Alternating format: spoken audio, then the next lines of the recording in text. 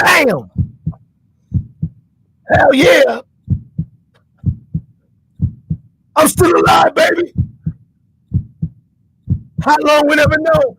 But in the meantime, we're gonna break this down, baby. Let's go down the rabbit hole. Yeah, man.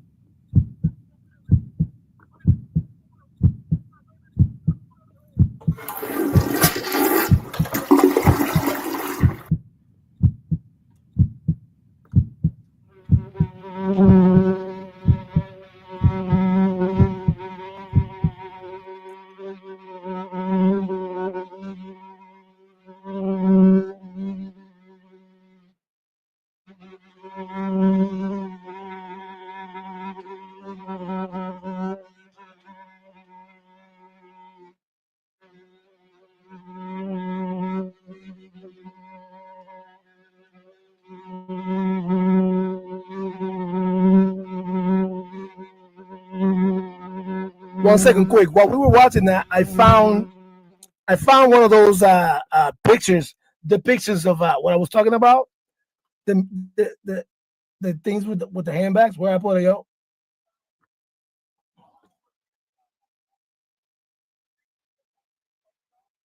You see those handbags? See that handbag that he?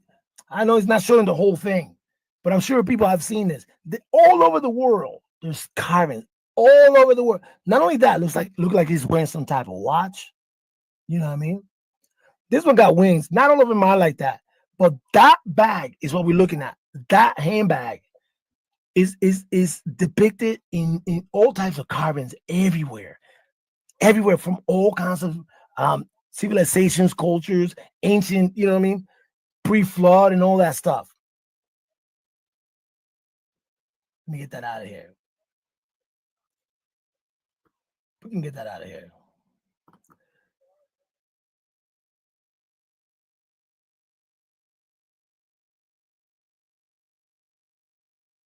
Yeah, man. Remember the bag? We got more. Oh yeah. Oh yeah. Down the rabbit hole we go again, baby. Oh yeah. Bro, no, man. I say get it out of here. All right. All right, man. Close that window. All right, here we go. Yo, and that is crazy. And then even when you look at like let's like even compare like what's going on here. Okay. Even yeah, man. Oh yeah, we're gonna be all over the place. We're gonna be all over the place right now.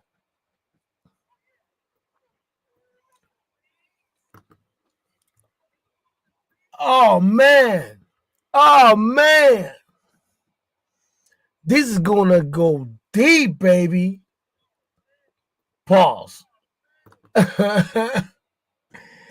Pause, baby. You know it's your boy Larry.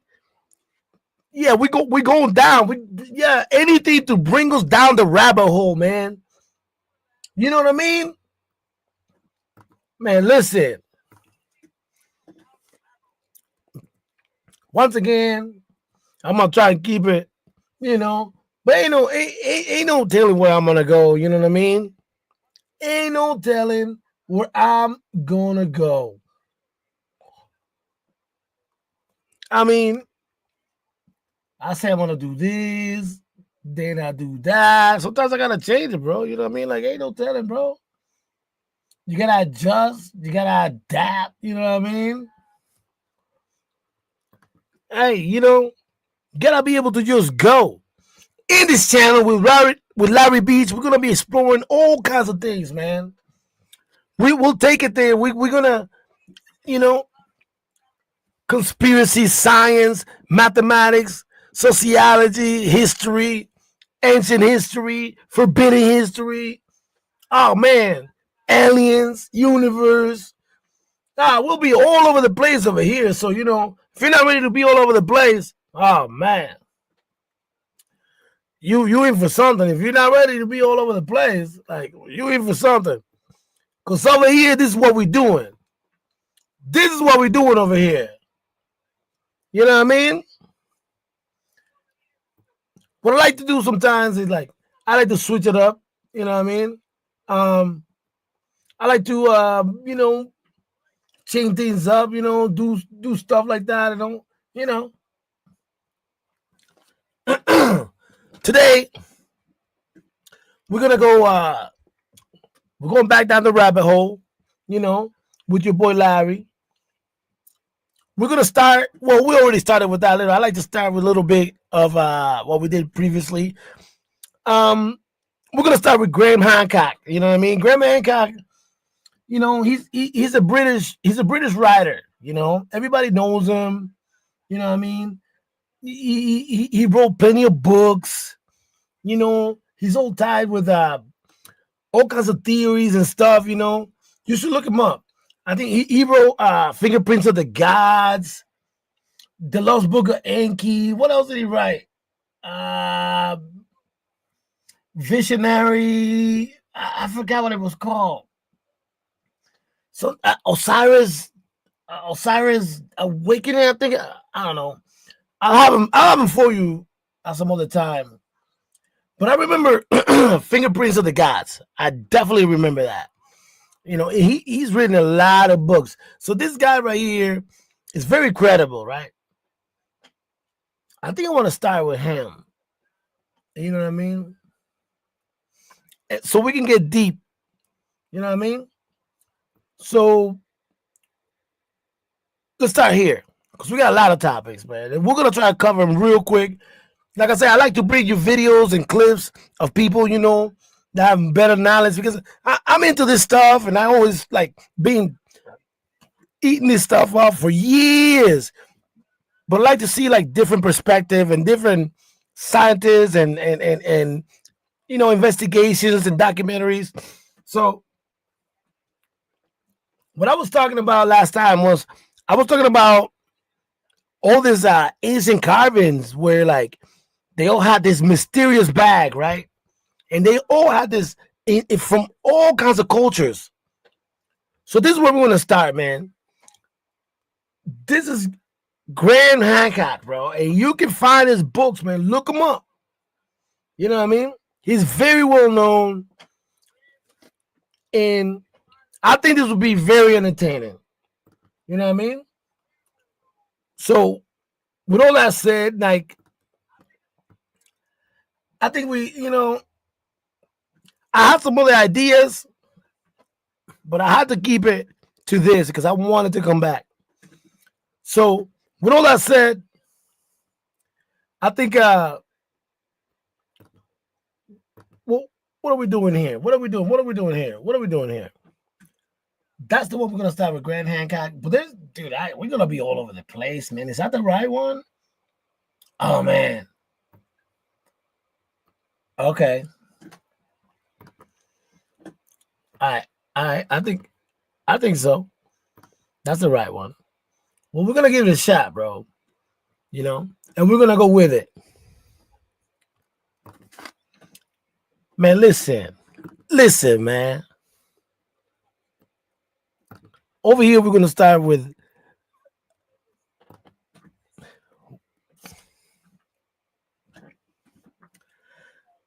down the rabbit hole we go.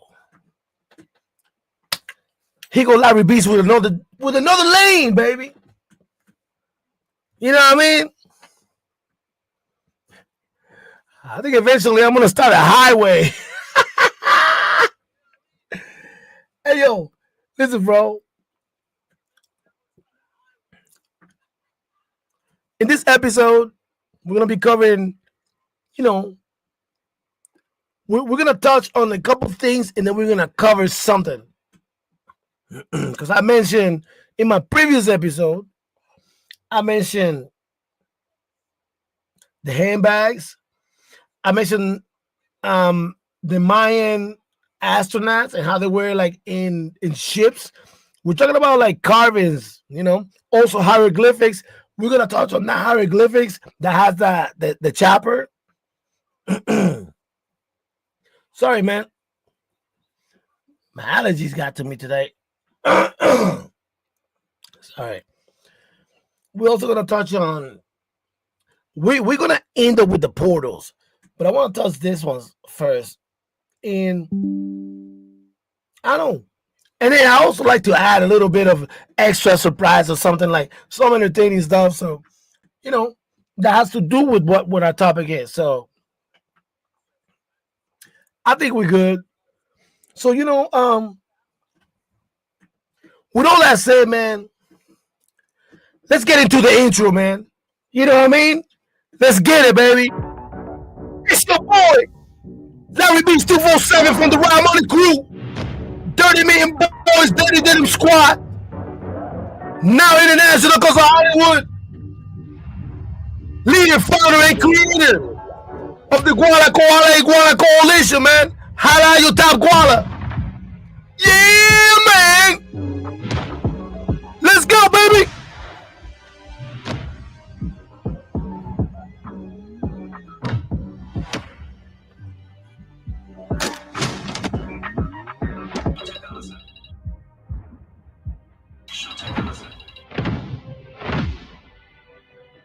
Yeah, Mama. Hello. Troublemaker there back, you know. I'm here dealing with bigger things. So why you say football? Hey, what you do? Let the pinks them deal with it. And take it to the VP. Why play child? Why not? Cool to this. Who can't play them, you know that? You are the man, them go dog. Up in. Can't play them, you know that. Who them brother? Who them brother? You know him? Who them brother? So I'm bring God down at home, man. You see, troublemaker that man, you know bad. You know that boy. Yeah, man, I do the thing.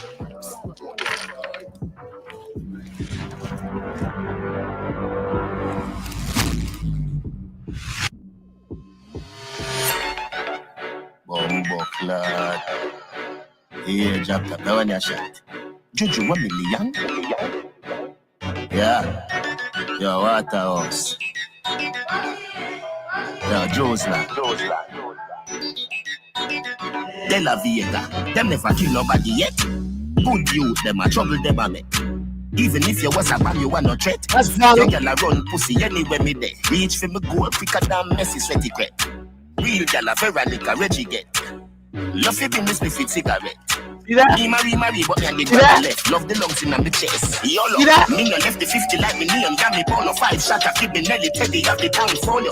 Cairo here, hold the shot of ring California. You no value nothing, done no free pro bono. Me no left the 50 like me name. Got me ball of 5 shot of Kid Nelly Teddy of the town folio. Cairo here, hold the shot of ring California. Don't tell me about send the girl a word. Me know things for your mother when you don't. Longest liver see the most. Bad brother see if I make a toast. Maybe live forever, nothing close to a ghost. Coaching me make a post with the course. Put it on me Twitter, girl approach me the most. Married woman tell me say she close for divorce. Husband approach. YOLO, me no left the 50 like me name. Got me ball of 5 shot of Kid Nelly Teddy of the town folio. Cairo here, hold the shot of ring California. You no value nothing, done no free pro bono. Me no left the 50 like me name. Got me ball of 5 shot of Kid Nelly Teddy of the town folio. Cairo here, hold the shot of ring California. Water for the train. Shoot boy when them violate na them face. Nyam them food, nah say no grace. Wait, ugly face badness a back in the days. Laugh and shot them 1 in 9 minutes. Nyam them food, nah say no grace. Wait, ugly face badness a back in the days. Laugh and shot them 1 in 9 minutes.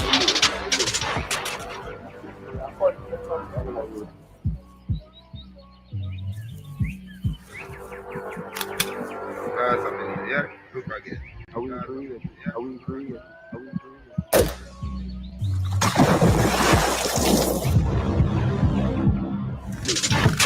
YOLO, me no left the 50 like me name. Got me ball of 5 shot of Kid Nelly Teddy of the town folio.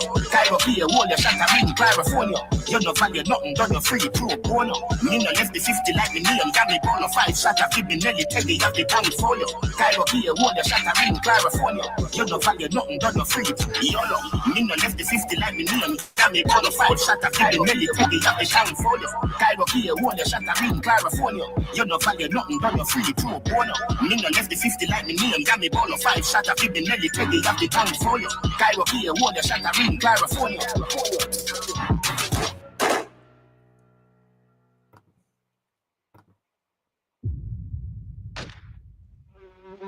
It's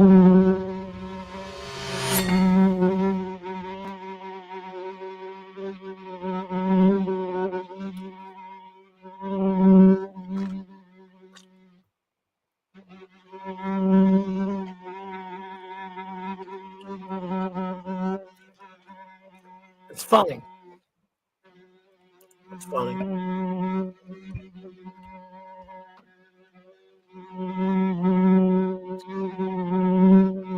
Remember those handbags that I was talking about? And we did. We're about to break this down, man. You know what I mean?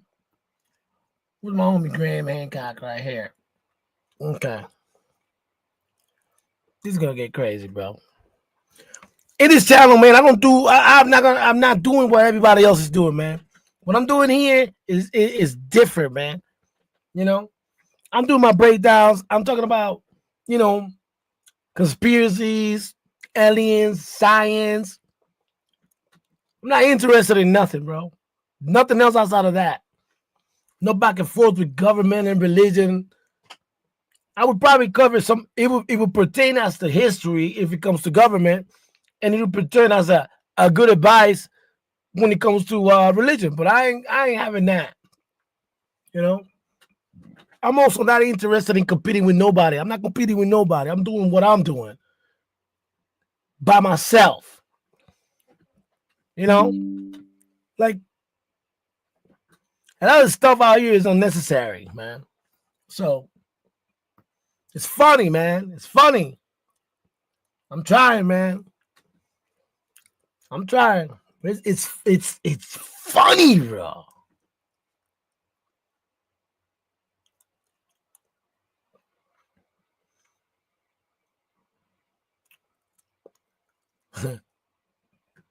They say every time you're doing good, the devil comes on knocking. But this happened to me so many times, bro. All right?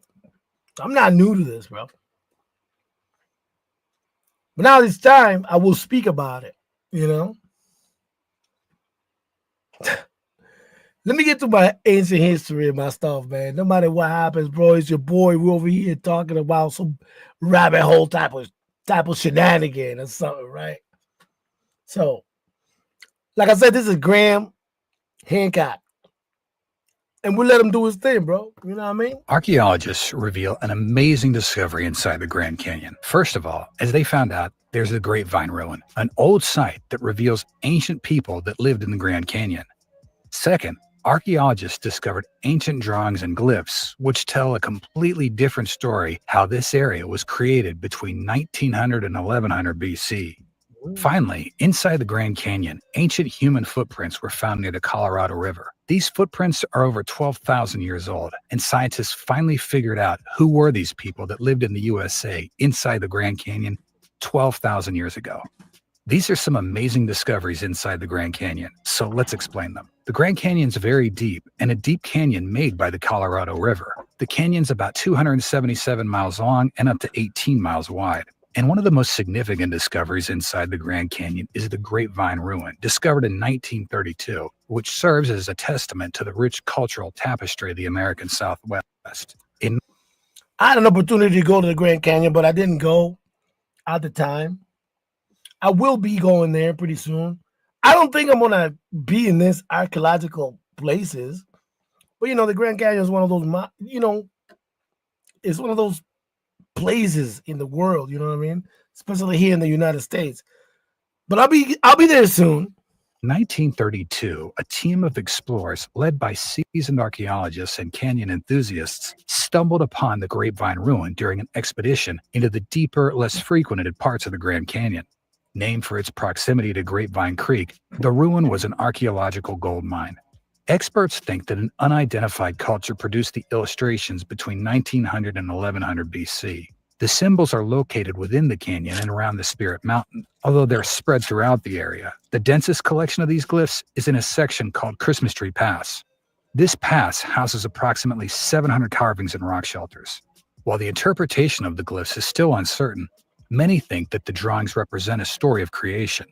The site might have been viewed as a holy place by the native cultures of the area.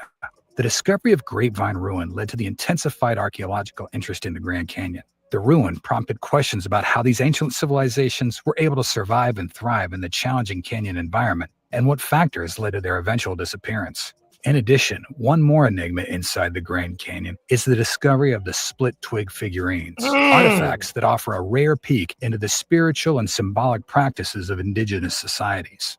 In the recesses of several caves within the Grand Canyon, archaeologists during the 1970s and 80s stumbled upon delicate figurines fashioned from split willow twigs. These small figures, often shaped to resemble animals like deer or bighorn sheep, are intricately designed, with their twigs meticulously twisted and looped to form the body, legs, and sometimes even antlers or horns. Radiocarbon dating suggests that these figurines were made over 2,000 years ago by ancient indigenous peoples. The exact purpose of these split twig figurines remains a subject of debate among researchers. Some believe they might have been used in ceremonial or ritualistic contexts, perhaps as offerings to deities or spirits associated with the animals they represent. Given their location in remote, inaccessible caves, it's possible that these sites held spiritual significance for their creators, making them ideal places for sacred ceremonies or rituals. Others propose that the figurines had a more pragmatic purpose, potentially serving as toys or teaching aids for children. Yet given the effort required to produce them and their less consistent placement in scheduled areas, this theory seems less likely. Another perspective is that these figures could be symbolic representations of clan or tribal totems, embodying the characteristics and qualities of the animals they portray. This would tie into broader indigenous traditions where animals hold specific meanings and are believed to be guides, protectors, or symbols of particular traits. Regardless of their exact purpose, the discovery of the split twig figurines sheds light on the complexity and sophistication of the prehistoric societies that created them. They are testament to a deep-rooted cultural tradition and the ability of these ancient peoples to express themselves artistically using the natural materials at their disposal. Additionally, their careful preservation in caves speaks to a... If I could turn back time. Man, fuck all that, man. We're not listening to this shit. We're gonna have to mute it. They're breaking down the Grand Canyon and what I was speaking about in my previous show right now. So this all ties up into Egyptian history and stuff like that. You know what I mean? Hey, man. But I hate this. I'm not paying for premium, man. I'm just, there's so much shit they want you to do, bro. Listen, I'll deal with this, but we're going to break it down. We'll break it down. That's a fact, bro. That's the part of the Grand Canyon that nobody talks about, right? So what we're gonna do here is, let me get this one right here. Where we at? We're moving on because we don't got time to waste, bro. We don't got no time to waste, bro. We're covering where we at right here. Hancock. Okay, cool. I want to get, now that we got that intro right there. Now that we got that intro right there, I want to cover. I'm trying to tie it together in a way. So these are topics that I touched on my last show. And I want to brush them before we get into the portals, right? Once we get into the portals, it's a whole different story, man. Those are lined up, but I got to make sure there's one key one right now. I need to find that one that's the most important. Where is it? Okay, you see, that's the... No, that's not the one. Bro. Oh, dude, that's going to tie into that. Hold on. Where did I put it? I got a couple windows here. We got so many topics. I just want to, go through it, but I want to touch on the ones that I spoke about before. So I need to find them real quick. That's Dr. Aaron McDonald. No, okay, Dr. Aaron McDonald's gonna have. That's not the one right now. That's the Rays. Okay, this is the one with the government. Okay, that's Graham. We already did Graham Hancock. That's the one we just played with the in the Grand Canyon. Yeah, we can get rid of that one because we already got what we wanted from there. So, oh man, Here we go. Right? And then as I do that, I gotta find the one that correlates to that one. What these are topics that I, just kind of like my brain works like a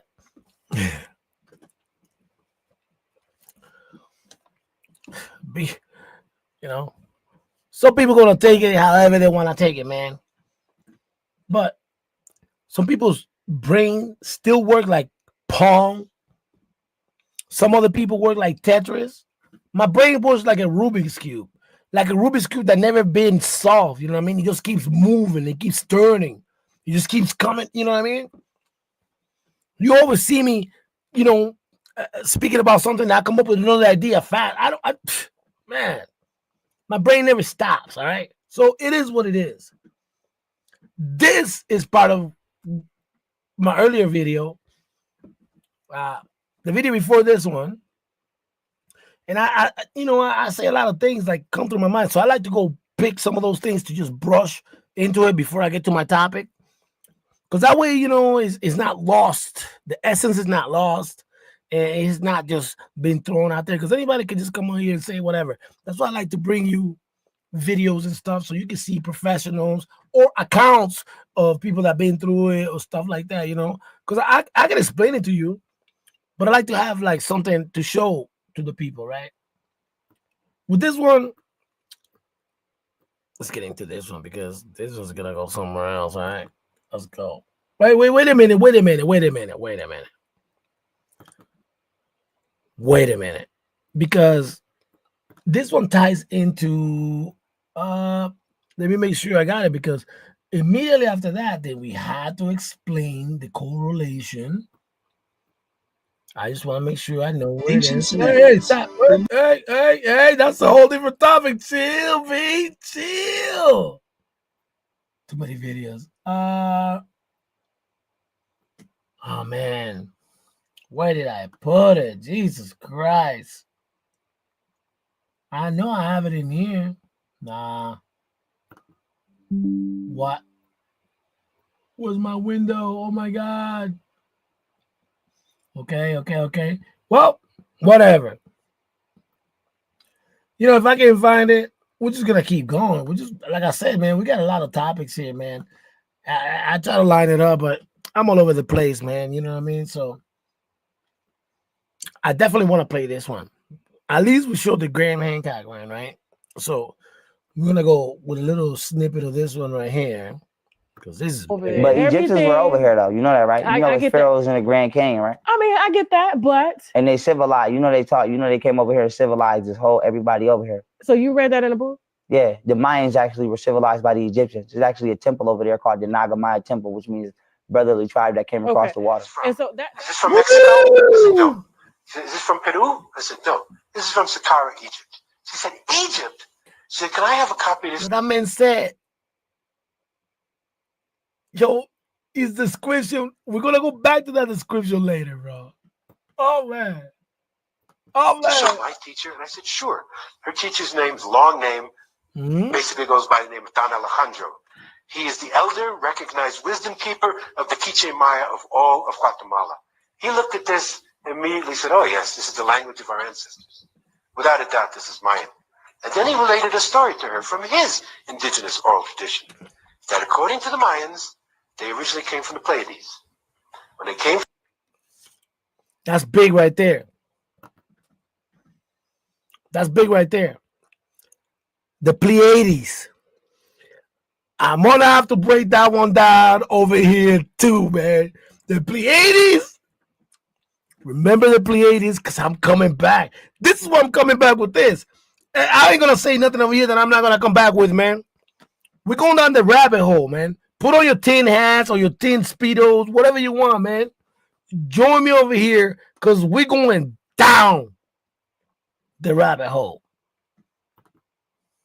to the Pleiades, they came to four corners of our earth. One, of course, Mexico and Central America. Another was Northern Africa, ancient Egypt. And he said those... Damn it. Easy, baby. all these things are tied up, man. They're all tied up. Well, it seems to be the resemblance is there. That's why we're bringing this up. Down the rabbit hole. Let's go. People were called the Nagamaya. I went back to Egypt in October 1999. She told me this in April of 1999. Went back to her with Hakim, told him this. First of all, he was greatly enthused that we had an indigenous confirmation of the find. And then he said, to India, and he got caught in these currents. To assume that it's impossible for an African fisherman to have made the same mistake, let alone a royal fleet of 200 ships, seems a bit strange to me. I don't know why we would assume that.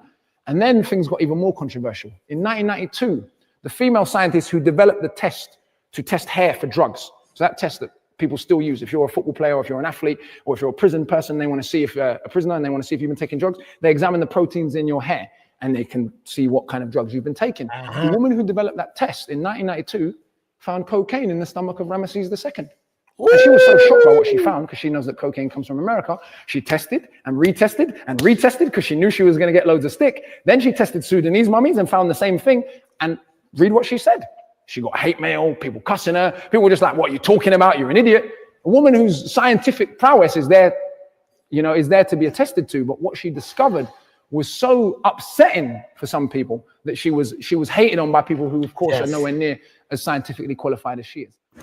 And that's a problem. That's why I love these theories and conspiracies, dude. I don't just believe one thing. I have to find out all kinds of information. People just want to pick a side. Oh, I'm going to be here because I want to be part of the Ku Klux. All right, cool. Look at this, bro. That lady, man, those tests are still being used today.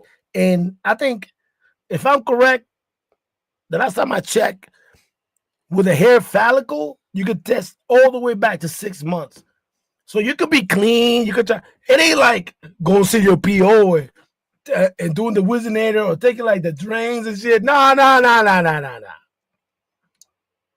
He mentioned cocaine. Cocaine staying in your system for up to 3 days. Well, guess what? Anything you did within 6 months stays in your hair follicles, bro. They can put wire and they will know what you have. That's that test that he's speaking about. I bet you a lot of people don't know that. People pretend like they know shit. This one I want to do is breakdowns right here. You see what I'm saying? This is necessary, man. You might as well call me Necessary Larry. You know what I mean? I personally recommend you pause and read. These are screenshots I personally took from the book that I have called The Land Osiris, which was written by the Egyptologist Stephen Miller, as shown in this video. Next, I'm going to show you the hieroglyphics that they took a picture of, found on the walls in Saqqara, Egypt. Now, with that being said, quick out.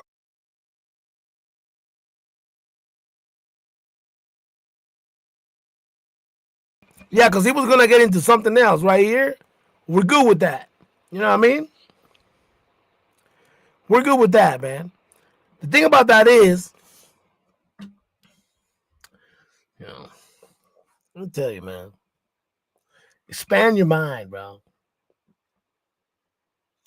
Just like I said, why wouldn't you go to a meeting with the enemy?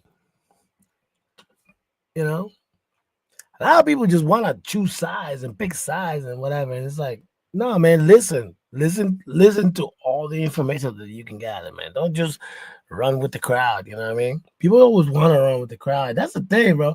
I refuse to be part of the crowd.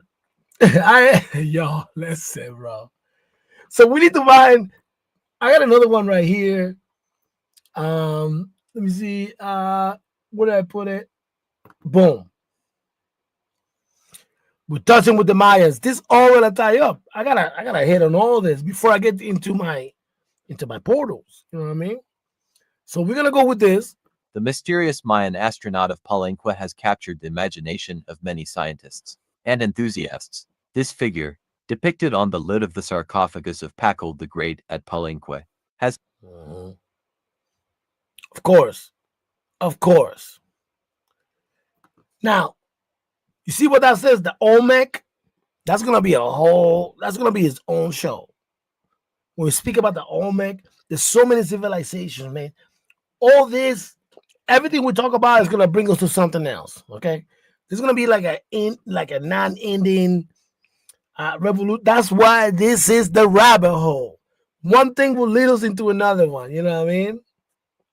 And over here we save. You know what I mean? We're just talking about history, lost accounts, conspiracies, the stars, aliens, flat Earth, old civilizations. There's a lot of missing information for old civilizations. So a lot of people, bring up really good points. This is one of those. Spark We gotta start discussions this one about from the beginning. extraterrestrial. Hold on. This one's really short. We have to do his due diligence. All right. So let's go. The mysterious Mayan astronaut of Palenque has captured the imagination of many scientists and enthusiasts. This figure, depicted on the lid of the sarcophagus of Pakal the Great at Palenque, has sparked discussions about extraterrestrial. Hey, my man, there seemed to be a bug right about that point right there. So let's see if we can... connections with the Mayan civilization. Could this intricate carving actually depict an ancient astronaut piloting a spaceship, suggesting a deeper connection with beings beyond our world? Now look at this. No. Let's bring it back right here. This is so... That's what I'm trying to say, bro. Bring it back to that point. We gotta get that picture. Let me get that picture, bro.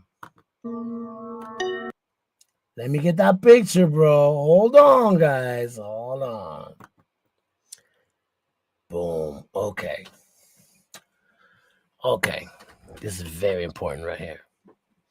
Here we're looking at the Aztec, the Maori. Now everybody knows the Aztec is from Mexico. The Olmec is from Mexico, but they expand into little islands out of Mexico, right? And obviously, the Egyptians, right? The intriguing part is how there's so much similarities, right? And it gets down with what the young gentleman said, because it's believed that part of Egypt went and civilized the rest of the world, right? Egypt is involved in a lot of our history. They say if you believe in Christianity and Jesus Christ or whatever, Jesus went to Egypt. They said that, you know what I mean? So we can die. I mean, I stay out of a lot of, if he has to do with history, man, we're going into it. Egypt plays it plays a common denominator with a lot of history around our world, and you can find depictions and correlations between civilizations and different cultures around the world, right? Including, what they say, their relationship to, some of their pharaohs were believed to be demigods, right? If you look at accounts of, their accounts, because a lot of us don't believe it, but it's very interesting because a lot of their kings and people, because they have, the pharaohs and kings, they rules for years that a human being cannot rule, man. There's kings that rule for 300, 500. I think the greatest one that I read was 800. Now we tapping into the Anunnaki, you know what I mean? We're tapping into the Nephilim, those who came from the heavens above, the fallen angels, you know what I mean?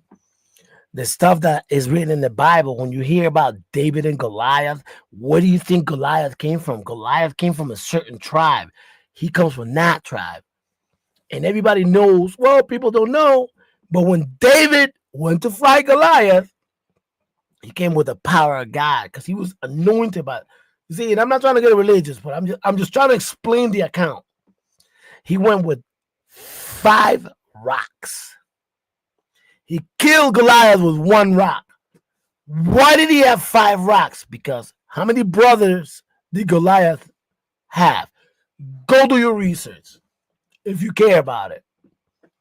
And it'll make sense. This is in the Bible. Well, what I said is not in the Bible. Well, it does explain a little bit. You got to do some digging to realize what I said is broken down by how would I say, you know, evangelists and real like not evangelists, but like people that study the Bible. There's a certain name for that. You know, I know one guy here. He has his channel. He used to be a priest, and then he it's not like he doesn't believe, but it's like he saw the correlations and everything. Like, I'm gonna have to find him so I can showcase him here, man. This guy has so many points.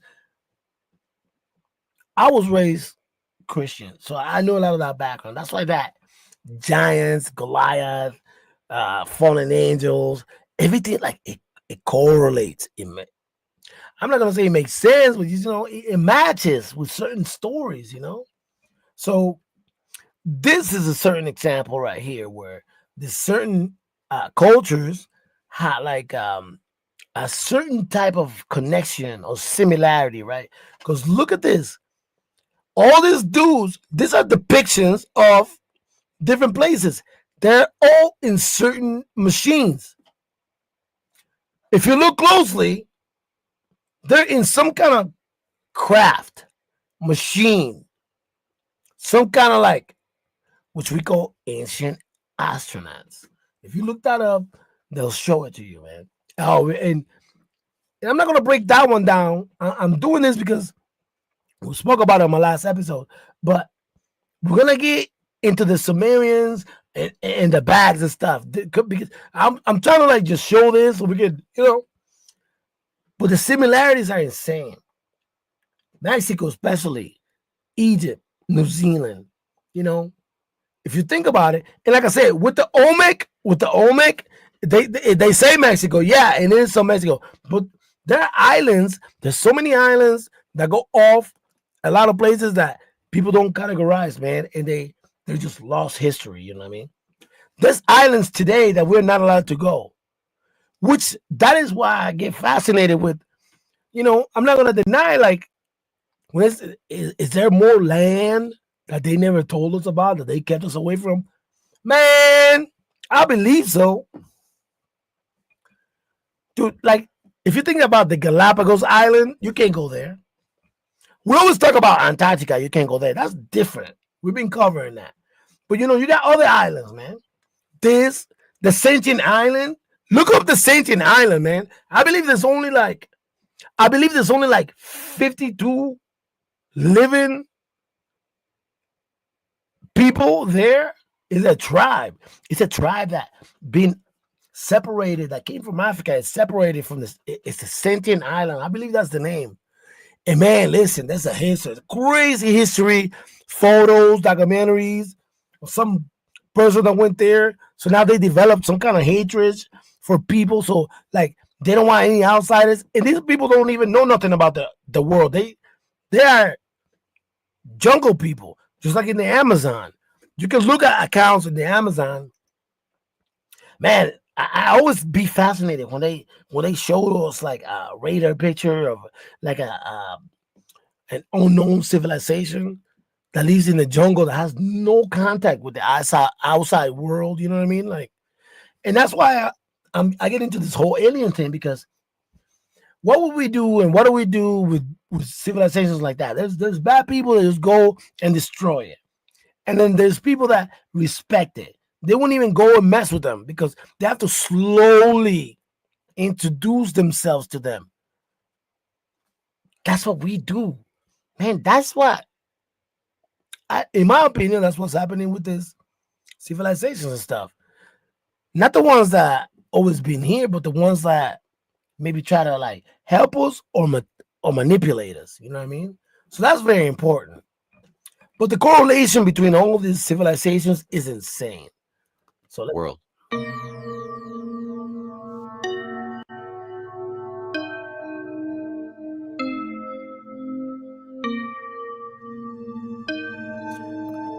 that's real. This is a replica of a carving, and I don't think this is that one's been confirmed. I think this is a replica of a carving, but they try to like rebuild all this stuff. Okay, And I got another different one for you. It'll blow your mind because a lot of these things that they have. Hey, come on, baby. Don't make no sense. Now you know how they do sacrifices. The Aztecs and that's a baby's head. This is a machine, some kind of apparatus, obviously some kind of like old, ancient, native person. But we all know about sacrifices, right? If you look at the front, look at this. He got that one arm down by his leg and one arm going to the machine, right? If you go past it, there's a baby's head right there, bro. Because there's theories how they used to use blood for certain things, you know what I mean? There's also theories about how like there's civilizations here on Earth that use us as food. They use us for there's parts of our body that it's sort of like a drug they get high on, right? They talk about the elites. They talk about all these infants missing all over the world, the accounts, but they always say how like elites like will drink their blood or eat their flesh, like sort of some vampire shit, like, and they like, they I don't know what they think they're getting healthy. Whatever it is, but that's interesting, dude, because this is ancient. And look, there's a baby's head right there, bro. The arm that's extending like this, if you follow it, there's something, and then there's a baby's head right there. Just a head. And remember all the sacrifices, man. The Mayans and the Aztecs. I think the Aztecs are the ones that get it the worst because they had like, I don't know, man. That's insane. So it all comes together, right? So let's see what else you got right here. Let them finish. Hey, man. There you go. I got to deal with a fucking download. These big files, I got to be careful with. But anyway, I'll take my gamble because I want to break them down. You know what I mean? Man, if this file don't load, that's fine. Look, that's pretty much this is almost to the end. But these are like ancient astronauts, right? I have one that is about the Mayans. I'm trying to find it right now. That's modern. Now you want to play. Great. Or perhaps objects that modern people perceive. At first. Wait a minute. We're not playing that. Okay. That one's still not playing? Okay. I want to make sure it's paused. We'll get it out of here because I don't want it to ruin the next one. Okay. We're still talking about Mayans, right? Correlation. This is a depiction of a carving. Now, it's got colors, but it doesn't look like that originally, right? But this is a depiction of a carving from the Mayan civilization, bro. This dude is in a fucking some kind of ship, man.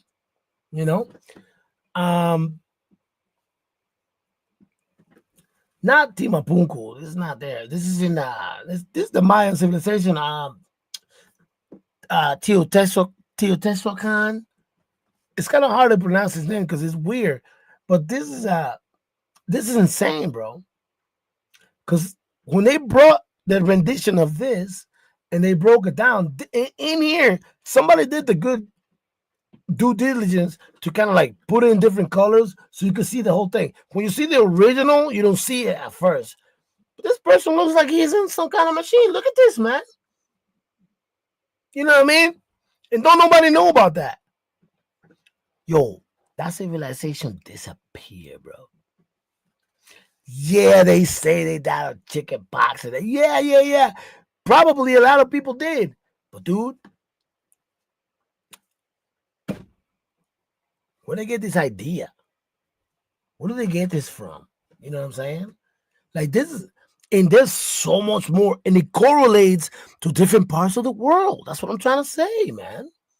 Let's go. The Palenque astronaut, a being that came from the stars. On June 16, 1952, the archaeologist Alberto Ruz de Lullier found the Temple of the Inscriptions of Palenque for the first time. There was the tomb of Pakal the Great, better known as the astronaut of Palenque. The engraving on the tomb has generated much controversy among archaeologists and theorists. Under a set of 45 steps in the Temple of the Inscriptions of Palenque is the tomb of Pakal the Great. One of the most controversial mausoleums in history already hides the possible Palenque astronaut. The inscriptions appear to show the character wielding some kind of electronic device, which many theorists suggest is a spaceship. This machinery is believed to be a spaceship by many theorists. The Palenque astronaut, who was he really?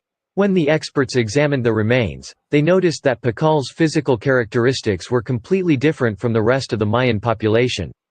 In addition, he had no gemstones embedded in his teeth and his skull was not deformed. Something that is totally normal for the Mayan kings. The quality of the jewels and the quantity that was found gives an idea of the hierarchy that the character had. Furthermore, his slender hands and elongated fingers were covered in rings. The analysis that have been made to the body date it to an age of around 2,000 years. All these data have led many researchers to question what the Pakal was. For example, the famous theorist Erich von Daniken describes it as a being that appears seated and bent over some controls, similar to an astronaut inside the cockpit. The being also wears a helmet from which flexible tubes come out. In front of his nose, you can see what appears to be an oxygen balloon, and with both hands, he manipulates a kind of command control. The upper hand seems to be in a position to turn a button. 4 fingers are clearly visible on the left hand, with the little finger bent. This hand seems to be about to take a lever.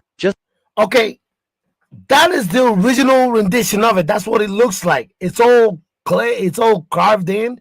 The one that you saw before, they made it colorful so you can tell the different stuff, right? But he mentioned Vatican. Vatican is the guy that he wrote Chariots of the Gods, I believe.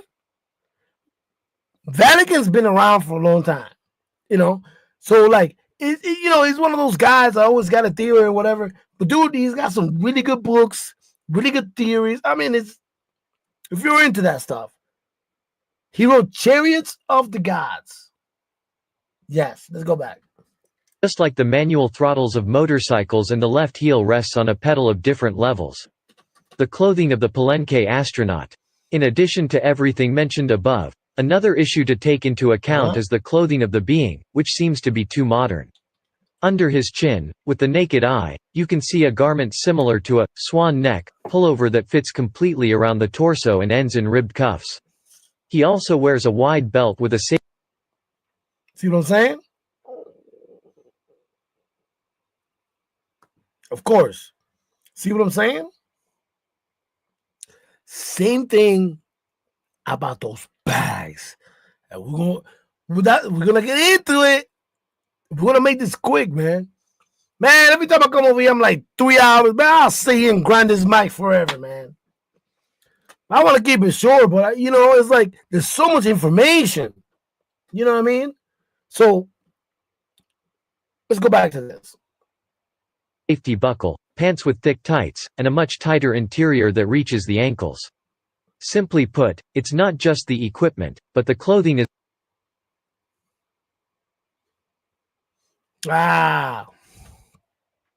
See what I'm saying?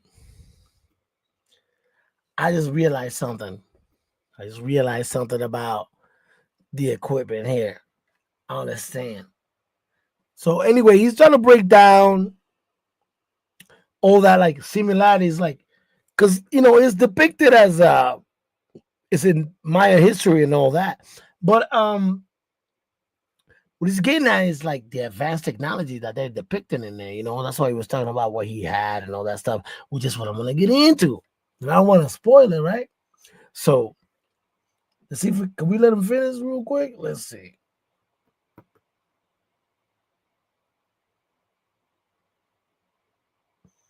I don't care for this loading. We got what we wanted from here. So we can move from that, man. What we need to do is we gotta find what is the next one right here? Okay. Oh, here we go, bro. Over there. But Egyptians were over here though. You know that, right? We play that one. So get that one out of here. And let's make sure we got dude, this be interesting. You know what? Okay. I was trying to like find it because I got all these videos that match up. Not match up, but they correlate to each other. I wasn't gonna play this one until later. I think we should play it right now, bro. So you can see where we're going. We're going down the rabbit hole. This press came out 2 days ago, I think. Let me double check.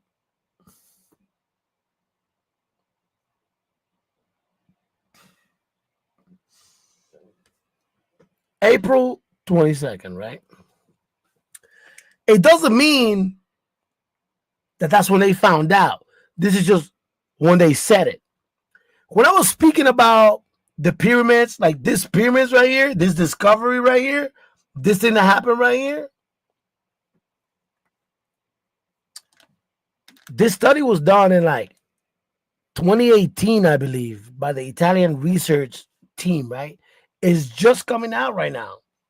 They've been slowly stimulating the release of the information, right?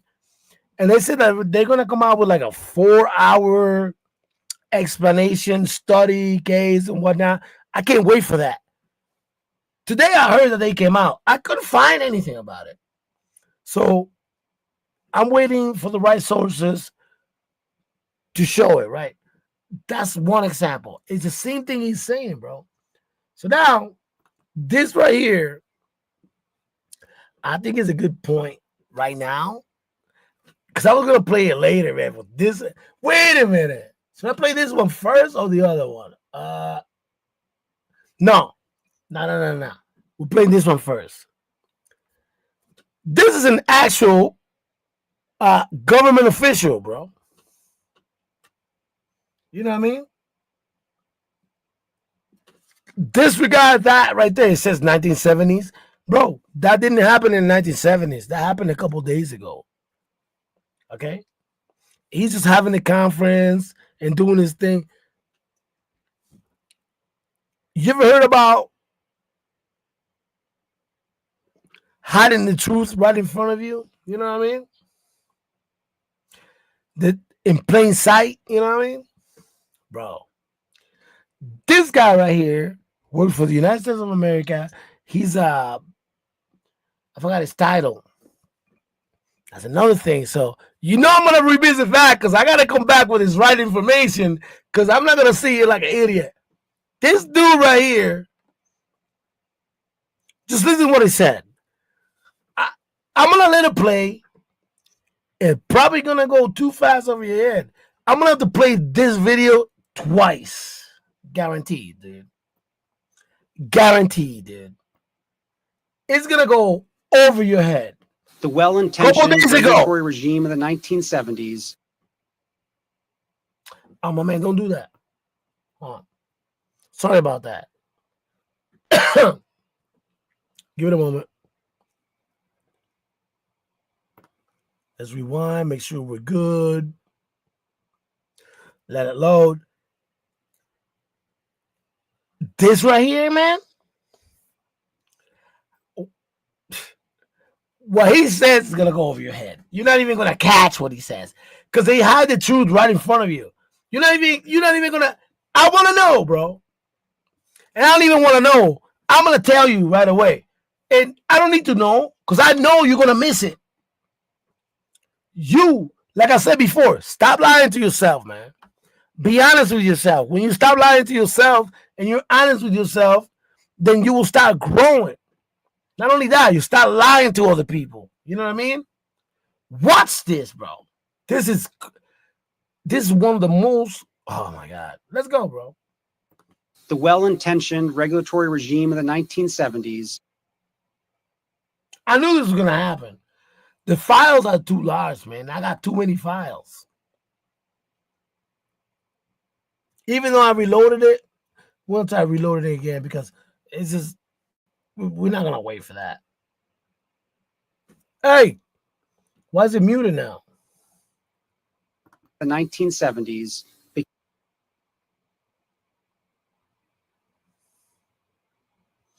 Yeah, I think the government doesn't want me to show you this.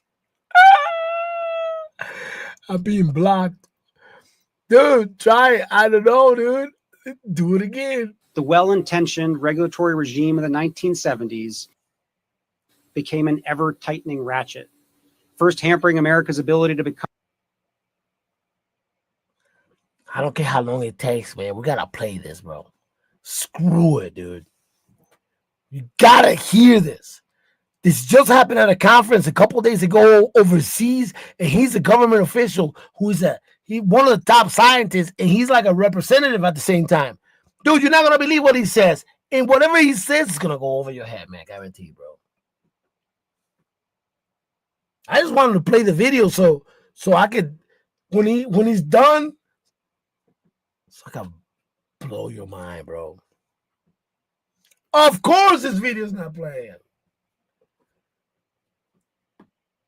See? Are we gonna get into some government interference? Yo, is Larry B's being blocked by the government now? Dude, what the fuck?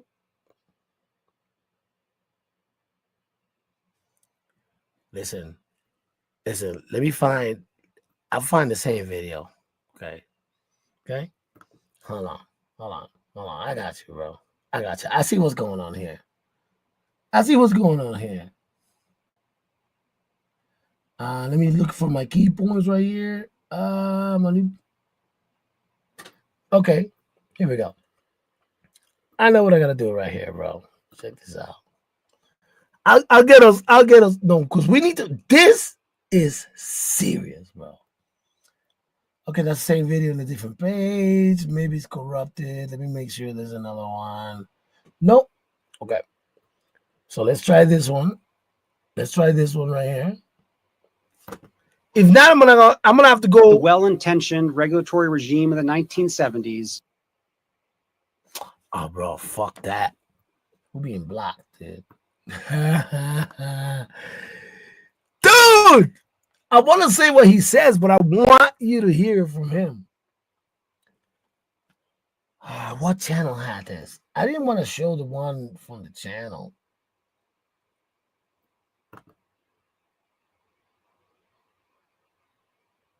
Became an ever-tightening ratchet, first hampering America's ability to become a net energy exporter and then making it harder and harder to build.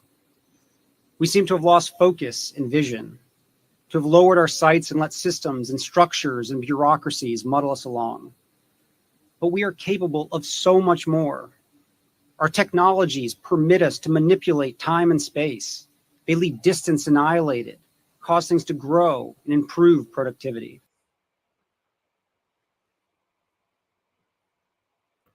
Bro, my man,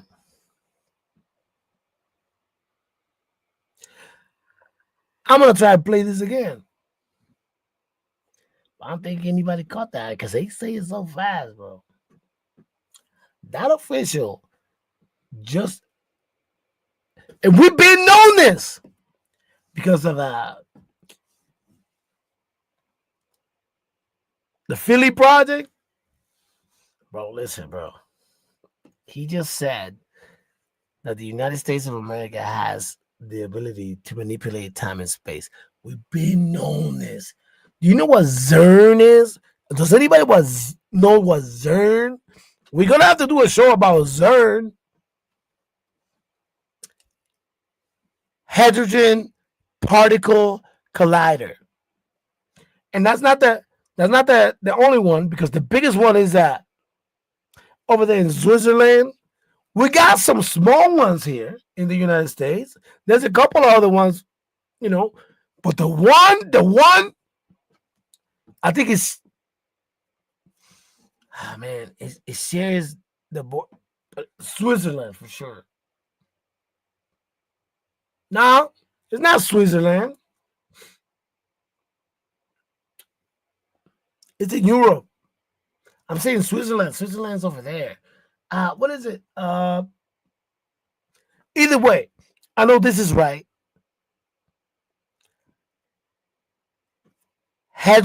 the large, there's the only one. That's how you're gonna find it. The Large Hadron Collider. What they do is they speed up molecule particles to a certain speed so they can just and collide them together and try to recreate mini black holes. That right there, my man, that right there, they said that it could also lead to them opening portals. That's what I'm saying. We're gonna get into portals. There's accounts of like stuff that happened that it never went out. We're gonna cover that, bro. It's like they're trying to get in. They got information to get in touch with a certain entity that wants to help them come through. Now that sounds like bullshit, right?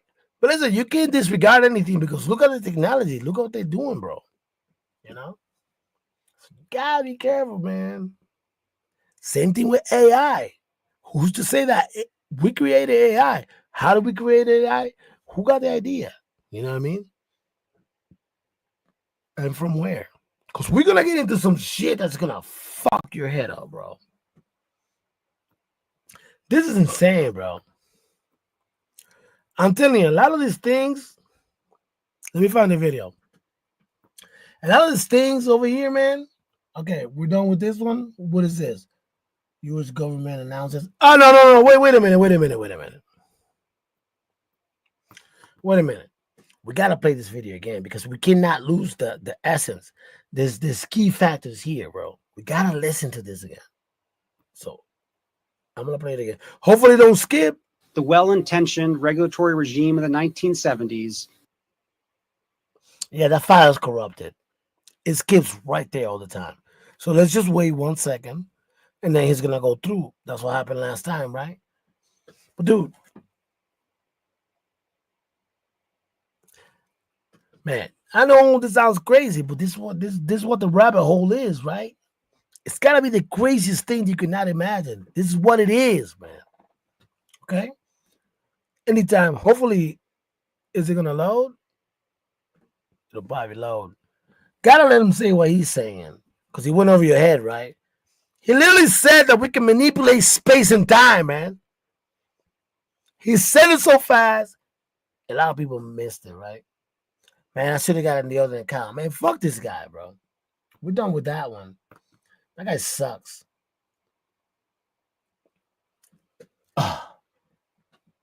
Dude, I wasn't even gonna play this one yet. I know everybody hates Joe Rogan and shit. I wanted to show you that video first because it was 2 days ago. This is 2 weeks ago. So they had no idea. Yeah, this is 2 weeks ago. They had no idea this government official was going to come out and talk about this, right? Now, remember, the government does a lot of cover-ups and stuff, but people like me, we know they've been doing stuff and they don't tell people, right? Listen to this shit, dude. Oh, wait a minute. I remember because before we listen to this, I had to explain something. So I made sure I had a video. Hey, chill, bro. I made sure I had a video to explain,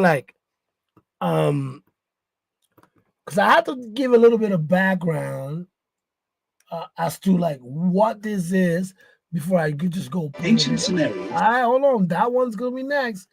Okay, so that video is about. The Joe Rogan one is about.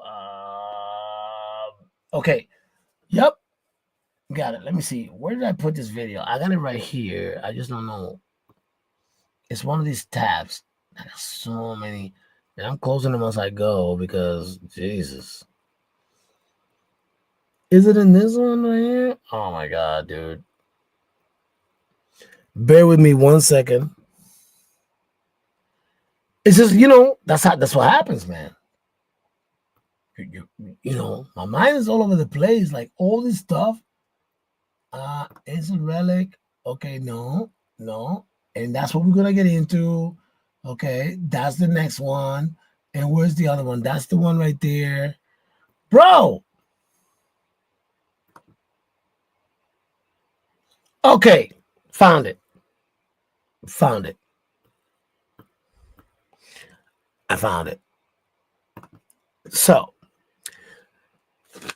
because now we're going to step into the portals and stuff. But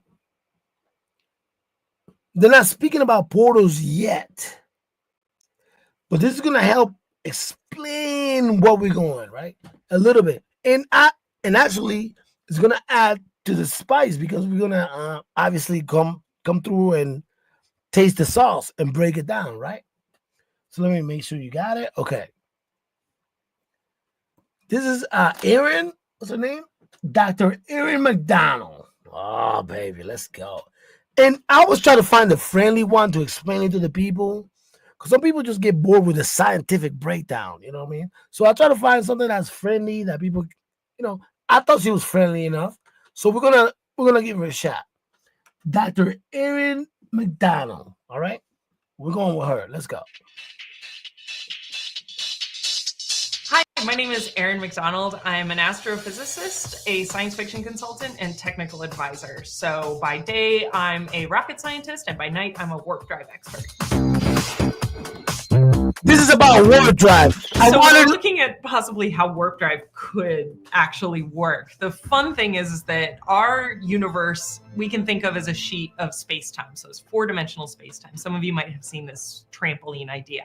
And the whole law that we can't really break is the speed of light. Nothing can go faster than the speed of light. It follows a straight line because light doesn't have any mass. But the idea with warp drive is that just because nothing can travel faster than the speed of light on the surface of space-time, nothing says that space-time itself can't go faster than the speed of light. And so the idea with warp drive is that you build a bubble of space-time around your ship, and then that propels you faster than the speed of light. And if you want to go even faster than that, you build another bubble around that and another bubble around that. And you can think of that as being like warp factor 1, 2, 3, and then eventually you get to the point where you wrap all of space and time around your ship. And that's, you can think of as warp factor 10. And some people don't want to talk about that. Yeah, that's when terrible episodes happen. How do you know this isn't the best thing that's ever happened to me? There's this huge collaboration called the LIGO collaboration that is trying to find gravitational waves. We're going to break that down too. 100 years Not after today. Einstein's prediction, they did actually detect ripples in space-time from colliding black holes, which is objectively awesome. And we're gonna have to talk about black holes. Black holes collide from the ripples in space-time that had traveled billions of light years to get to us. And the way I like to see it is, with science, a lot of times is that you theorize something, then you see the indirect effects of things. So for Einstein, it was seeing light curve around gravitational wells. So you see light get curved maybe around the sun, or now we see, it's called gravitational lensing, light get curved around like dark matter or galaxy clusters. And Tilly even uses gravitational lensing to detect cloaked Klingon ships, which is my favorite fact ever. Long-range sensors detected the power signature of a cloaked Klingon vessel. So you see these indirect effects, and then the next step is to directly detect that thing. And we directly detected space-time with gravitational waves, and the next progression is to learn to play with it. So that's when we can get warp drive. Captain, we're passing warp drive. Okay. You know why I love that is because I love the friendly explanation. I like to find the ones, and I can do the scientific ones when I feel like I need to give some background, right? Because I'll try to break it down, but like I said, I'm not a scientist, even though I think I'm a scientist. I like to have something to back it up. One thing about Dr. Erin McDonald is that she actually put Star Trek in there, yo. I love Star Trek, So if you know anything about traveling, speed of light, hitting warp speed and stuff, you might think this is a joke, right? Dude, let me tell you, I'm here to blow your mind, bro. Because this is why I love this stuff, right? So let me make sure where we going here. Where we going? No. Stop right here. Hold on. Where is my? I got you right here. Give me a second. I must be this window right here. Okay, got the wrong window. Wait a minute. No, because oh man, that's my Stargate stuff. Hold on. Where did I put it? Bro, I got it right here. Just wait. Just wait. Oh my God. Okay. If I have Eric McDonald here. Oh man, man, I'm a dummy, bro. See, this is why I need help. I'm a dummy. It was right next to it. I thought it was in a different tab. Okay. That sounded crazy because she brought the Star Trek into it or whatever. Listen, man. You ever heard the saying like Hollywood shows you some things to kind of like, but it's real things. So you're being conditioned, right? So it's showing you the truth. Kind of like how I show that Hollow Earth thing and I said the Death Star. You know what I mean? Bro, there's a lot of things that will break that down. I just didn't want to get like too movie-ish or Hollywood or whatever. Warp drive. Oh man, this is gonna blow your mind. Warp drive. And she correlated showcase Star Trek. Warp speed. All right. Be ready to be amazed right here, bro. Listen to this shit, bro. The Joe Rogan Experience. Funded researchers accidentally discover the world's first warp bubble. Warp drive pioneer and former NASA warp drive specialist Dr. Harold G. Sonny White has reported the discovery of an actual real-world warp bubble. And according to White, the first of its kind breakthrough by Limitless Space Institute's team sets up a new starting point for those trying to manufacture a full-sized, warp-capable spacecraft. They added our detailed numerical analysis of our custom Casimir cavities. I don't know what that means.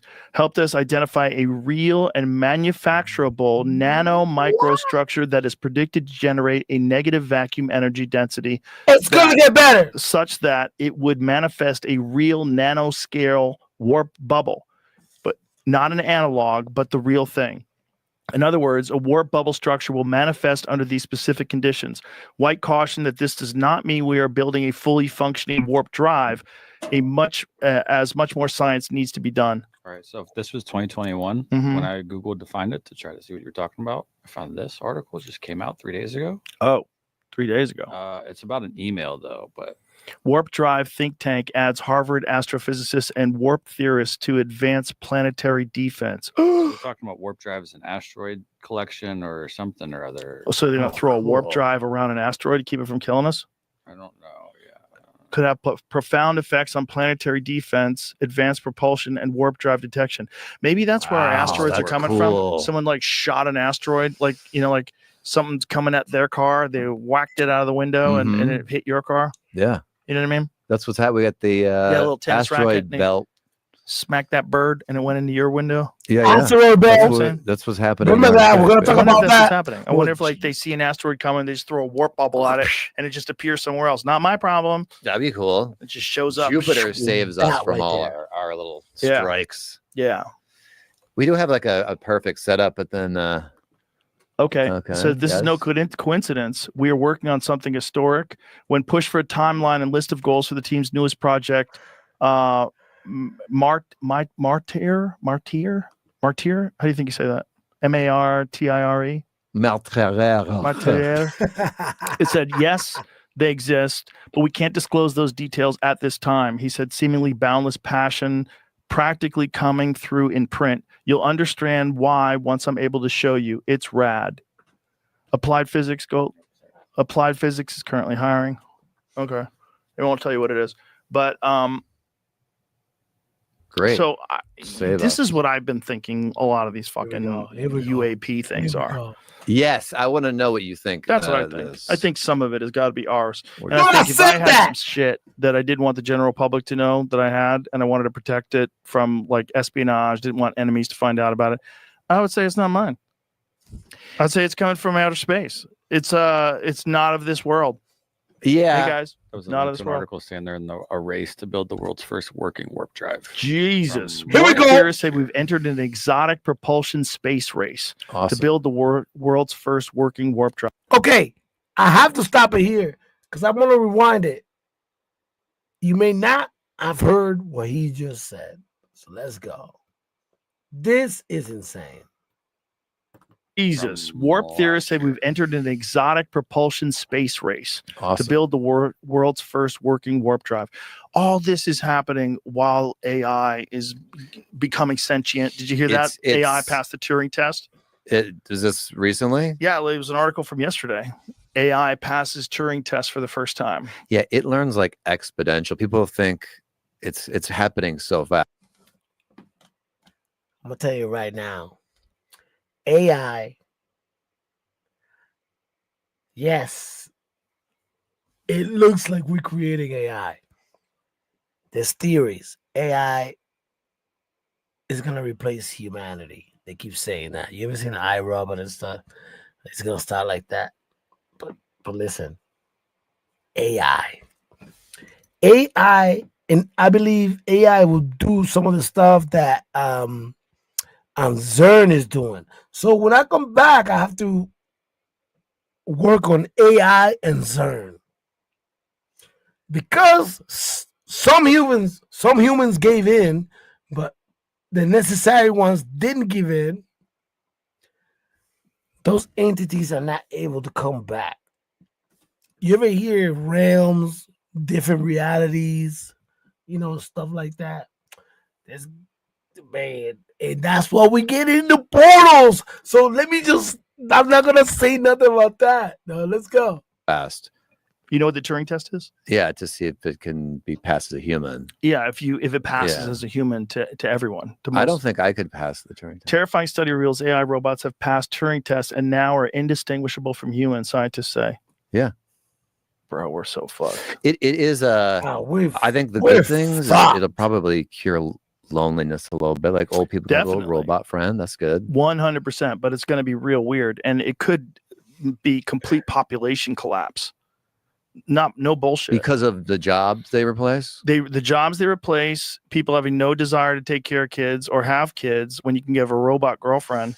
Yeah, robot girlfriend. Okay, they kind of get a little weird now. They start joking and stuff. I don't want to put that over here because somebody gonna get mad. I don't give a fuck about that shit, man. I just want to continue with the information. So basically, over here, we spoke war drive and AI, right? So what am I looking for on this next one right here? I'm looking for. Hold on, bear with me. This is Eric McDonald. We already talked with Eric McDonald. Okay, so we're done with that tab. That's awesome. One second. I'm looking for this real quick because we went from that. Okay. No, that's not the one. Hey, relax. Is that the what? Yeah, I didn't even click on that tab. Hold on. Screw that, bro. What is this? This is for okay. We're gonna do that one later. Where's the one? So we're going from Joe Rogan in the warp drive to I'm trying to find the right one here. That's not the one, dude. If I don't find it in this tab, we might have to go with something weird, dude. All right, dude. I think we're going with this. Okay. Now, where's the one that explains the gateways, man? Well, whatever. We got two good ones right here, right next to each other, man. I need to as I go through, man, I'm trying to organize things, man. So man, this is on one of my shows, I spoke about portals and stuff, right? And I know I got a lot of stuff open right here. Oh, it could have been in the other tab. We're gonna start with this one. We're gonna start with this one, and I purposely I don't know if that's I got the one. That's the one right here. So we can get into it. But this one, is that the one at the flop? My dude. Let's go. Theoretically, and within conspiracy, they said that within the world, just like the pyramids, certain, they call them gods, but listen to me, it looks like a god, so like, which would be an alien, but because of their power, like, like ancient civilizations, like they saw something, they call it gods and stuff. No, it was just advanced being. They don't necessarily have to be gods, you know what I mean? So it could be gods, but I don't think gods would do that. So now, why would a god need some kind of portal or a Stargate? If you're like Jesus, you can do whatever you want, bro. You know? You don't need no portal. The clever thing is that, Jesus disappeared for a long time, man. He didn't come back. Bro, did they say that he disappeared for 30 years, I think? Dude. But the accounts, man, so many people like have accounts. He went to India, he went to China, he went to, Egypt, he went to so many places and studied. Within that time, that's when the devil tested him, right?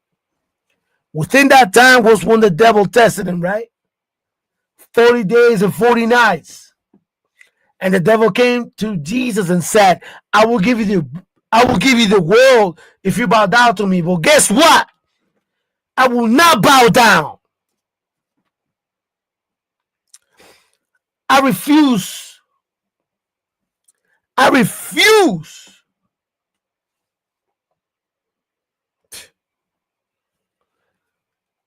want to say the term, but I'm not going to say it because it's going to sound like I'm taking a shot.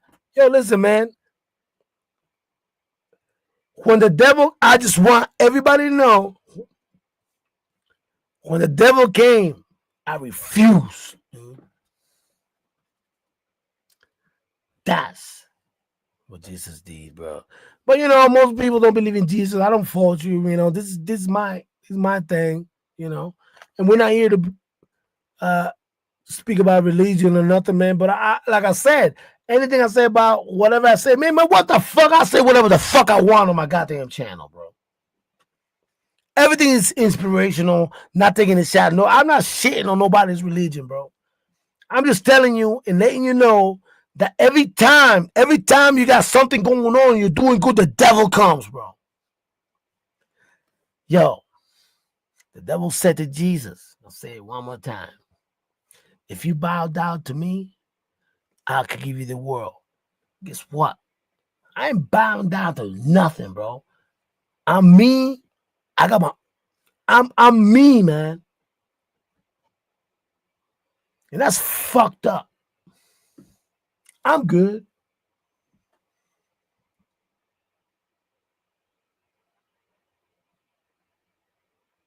I'm good, bro. Let's go.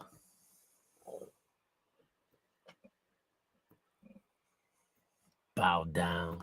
The fuck out of here, bro. Want to learn how to make viral YouTube videos that grow your brand and make money? What if I told you that you can learn everything in just 5?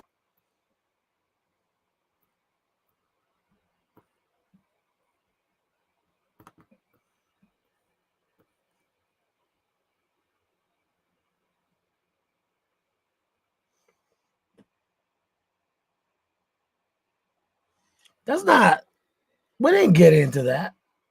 Oh, I think I was at the end. Let's go.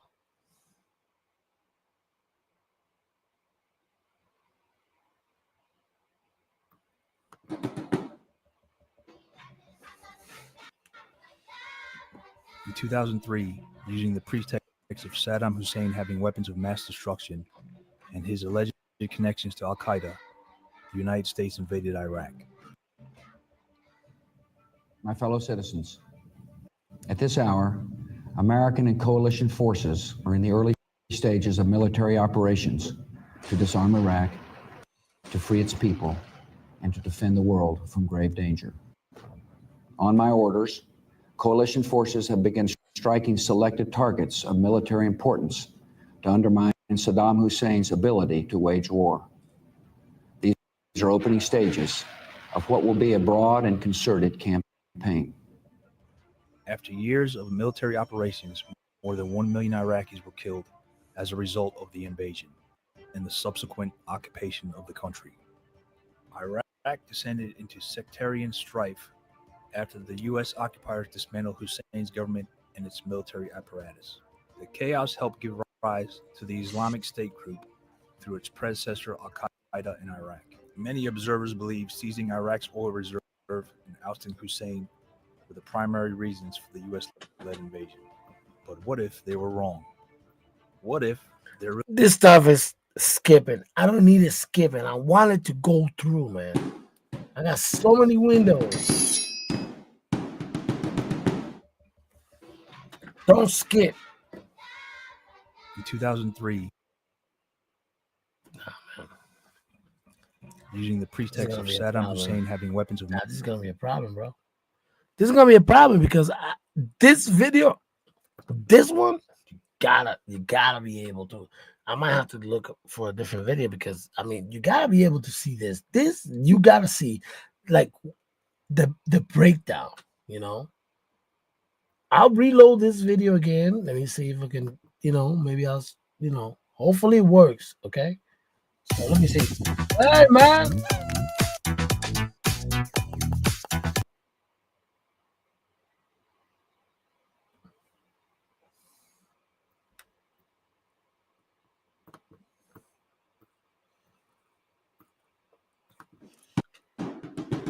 Is it gonna work? If it stops again, we're done with this, bro.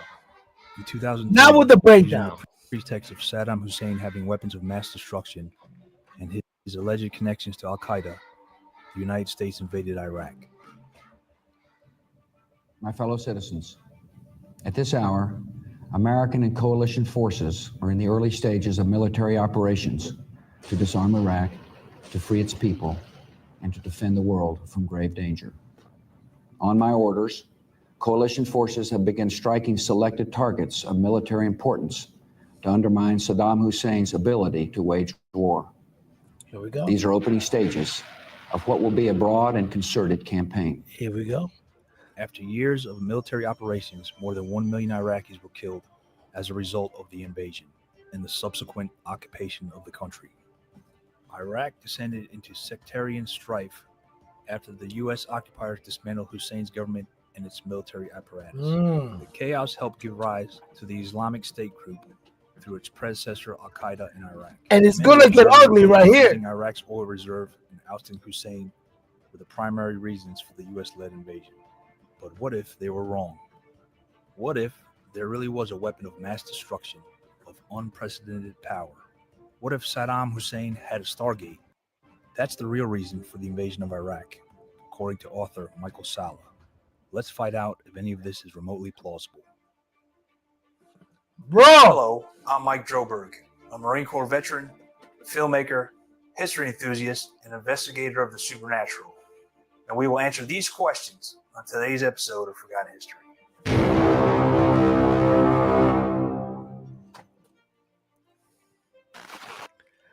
We going down the rabbit hole, man. This is gonna get weird. An Australian national obtained his MA in philosophy from the University of Melbourne and then his doctorate in government from the University of Queensland in 1993. After spending 2 years as an associate at the Centre for Middle Eastern and Central Asian Studies in Australia, he joined the faculty of the Department of Political Science at the Australian National University in Canberra as a lecturer. Salah began his Stargate theory by presenting proof of historical extraterrestrial occupation in Iraq. He states the strongest available evidence for a historical ET presence in Iraq comes from cuneiform tablets directly recording and the we will beliefs start and the activities cuneiform. of the ancient Sumerians. We talked about the Civilization began Sumerians almost overnight in 3800 BC. Most of these cuneiform tablets relate stories of the Sumerians interacting with their gods. Archaeologists initially accepted that these were merely myths and attached little importance to them other than giving them insight into the mythology and religious beliefs of the ancient Sumerians. Brace that yourself. viewpoint received a major challenge in 1976 when the Sumerian scholar Zecharia Sitchin published Zecharia a series of books Sitchin. on his Remember that translation of name? Thousands of Sumerian tablets. Rather than treating That's the all his stories of the books. gods as myths that had little empirical relevance, Sitchin interpreted the tablets as literal descriptions of events as they had occurred in the time. Sitchin's translations of the Sumerian cuneiform tablets reveal precise information on a range of topics that he argues could not have been possible for a civilization at the initial stages of its development with no obvious predecessor civilization to borrow from. According to Sitchin, the Sumerians had detailed knowledge of all the planets in the solar system, understood the precession of the equinoxes, and also had an understanding of complex medical procedures, and that all their knowledge came from a race of extraterrestrial visitors known as the Anunnaki. Those who from heaven to earth came, who were not only teachers, We're gonna do a show. Remember this. Role in the creation of the human race. So what do the Sumerians and the Anunnaki from 3800 BC have to do with Saddam Hussein and the invasion of Iraq? Listen. According to Salah, the U.S.-led 2003 invasion of Iraq was launched gonna get because the ugly. former dictator Saddam Hussein had a portal to an alien world. He believes I said that the United before. States and its allies invaded the country to take control of Hussein's access to alien weapons through the Stargate. Salah stated, according to the British newspaper, The Daily Star, "I think that was a big part of the reason why the Bush administration went to Iraq, to stop Hussein from revealing this information. Now look at to the also blanket take lie control right here. of the Stargate for themselves." Salah says the portal was located under one of Boom! Iraq's ancient ziggurat temples. Stop it right He here. believes that the U.S., Russia, Germany, and That ziggurat temple, man, is located in Iraq. A lot of people don't know that's ancient Mesopotamia, man. That is the depiction of my thumbnail, because that's the ruin. A lot of things happened when Saddam found it, right? He was ruined. That is a rendition of a depiction of what you should be looking at. Like my picture on my thumbnail is what it looked like before Saddam got it, and he started to rebuild it. Remember, Mesopotamia, because I'm gonna come back to this shit. Oh man, this is so dope. Let's go. France have been aware that the Anunnaki left behind some very high-tech apparatus. No, wait a minute. I gotta rewind that part. Sorry, guys. I gotta rewind that part. Russia, Germany, and France information, and to also get the countries for themselves. Salah says the portal was located under one of Iraq's ancient ziggurat temples. He believes that the U.S., Russia, Germany, and France have been aware that the Anunnaki left behind some very high-tech apparatuses and possibly weaponry when they abandoned Earth around 1700 BC. And that Saddam Hussein getting assistance from Russian, German, and French archaeological teams for years in an attempt to unravel and perhaps reverse engineer this apparatus. This is Mesopotamia. Is probably far in advance of any technology. Hey, wait a minute. Stop right there, because I believe that's EBE1. How do I know that? Because I'm a fucking nerd about this shit.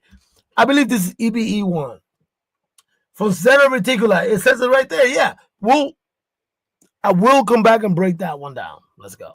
Zeta Reticuli, which is supposedly warehoused at Area 51 in Nevada.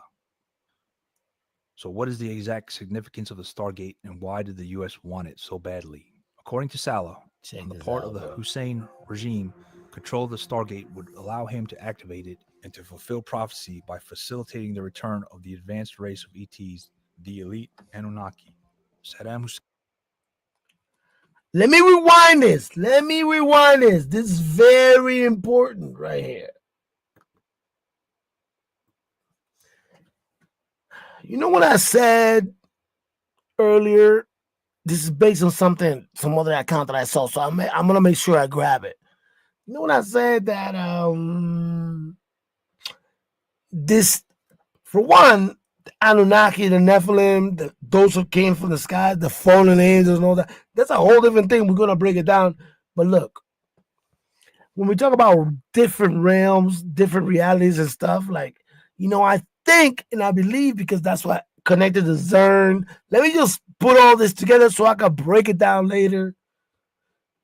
Portals and stuff. Listen, somebody said no to something, but somebody was very conniving. I believe somebody was able to give the information about building AI, because AI is actually going to help them come through to our realm. Man, there's stories about CERN. We're going to wait. But that's what I'm trying to say. The big fear is that AI will overtake the human race. And it could happen. There's accounts of the Google bot AI. Have to break that down. The Japanese AI, that one is incredible. The CERN AI, there's a lot of things here. The one that I can tell you, like, more than anything, the Google one. The other ones are very gruesome.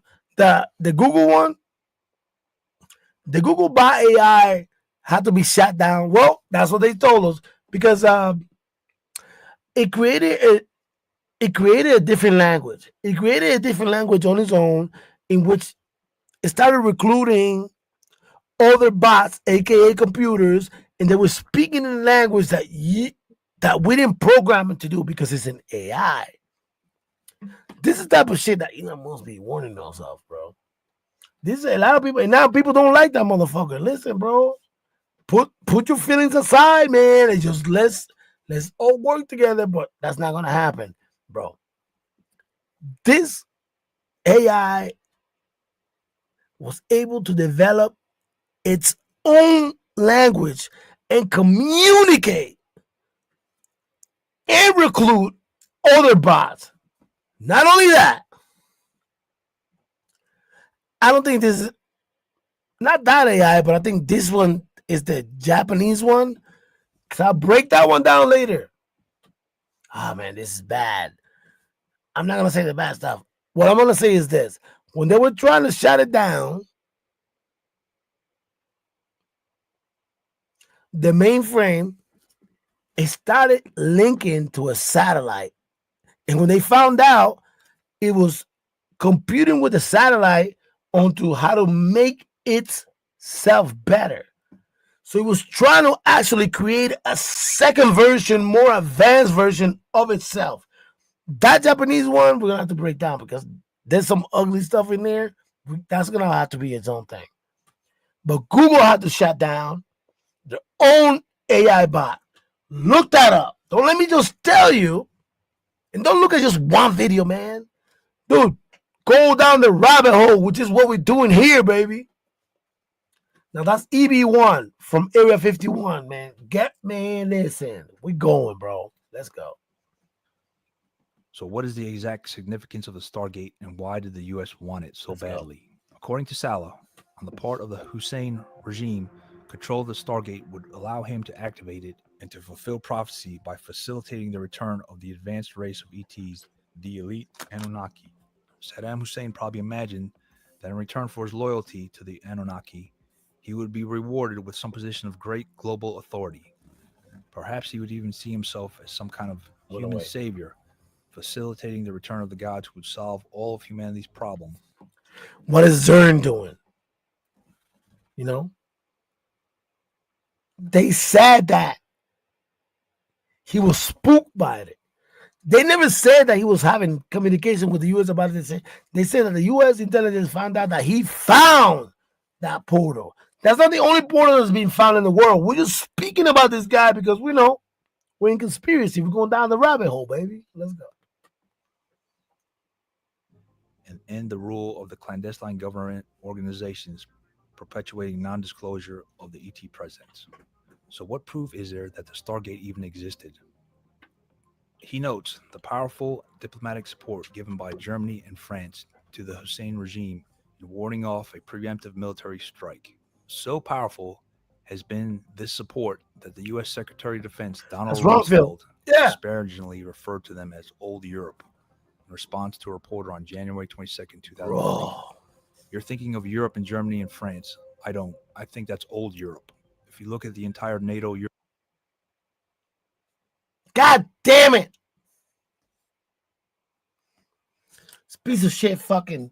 This screen is so big, man. Europe today, the center of gravity is shifting to the east. There are a lot of new members, but you're right. Germany has been a problem, and France has been a problem.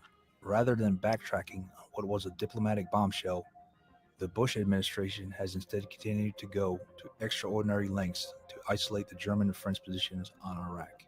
For example, the administration encouraged the leaders of Spain, Portugal, Italy, the United Kingdom, Hungary, Poland, Denmark, and the Czech Republic to write a letter to the Wall Street Journal on January 30th that said the Iraqi regime and its weapons of mass destruction represent a clear threat to world security. This is indeed some strong evidence against France and Germany. But where is these things were found, dude? Some For in the real. Middle East UFO community theorized that Task Force 20, which had been conducting commando raids north of Baghdad, found the Stargate in addition to the elusive former dictator Saddam Hussein. So where is the Stargate now? Area 51? Edwards Air Force Base? And what happened to it? Is the U.S. using it? I was deployed to Iraq in 2009 and never heard of this story while out there. But of course, my focus was on my mission and my Marines, not extraterrestrial technology. So I guess anything is plausible.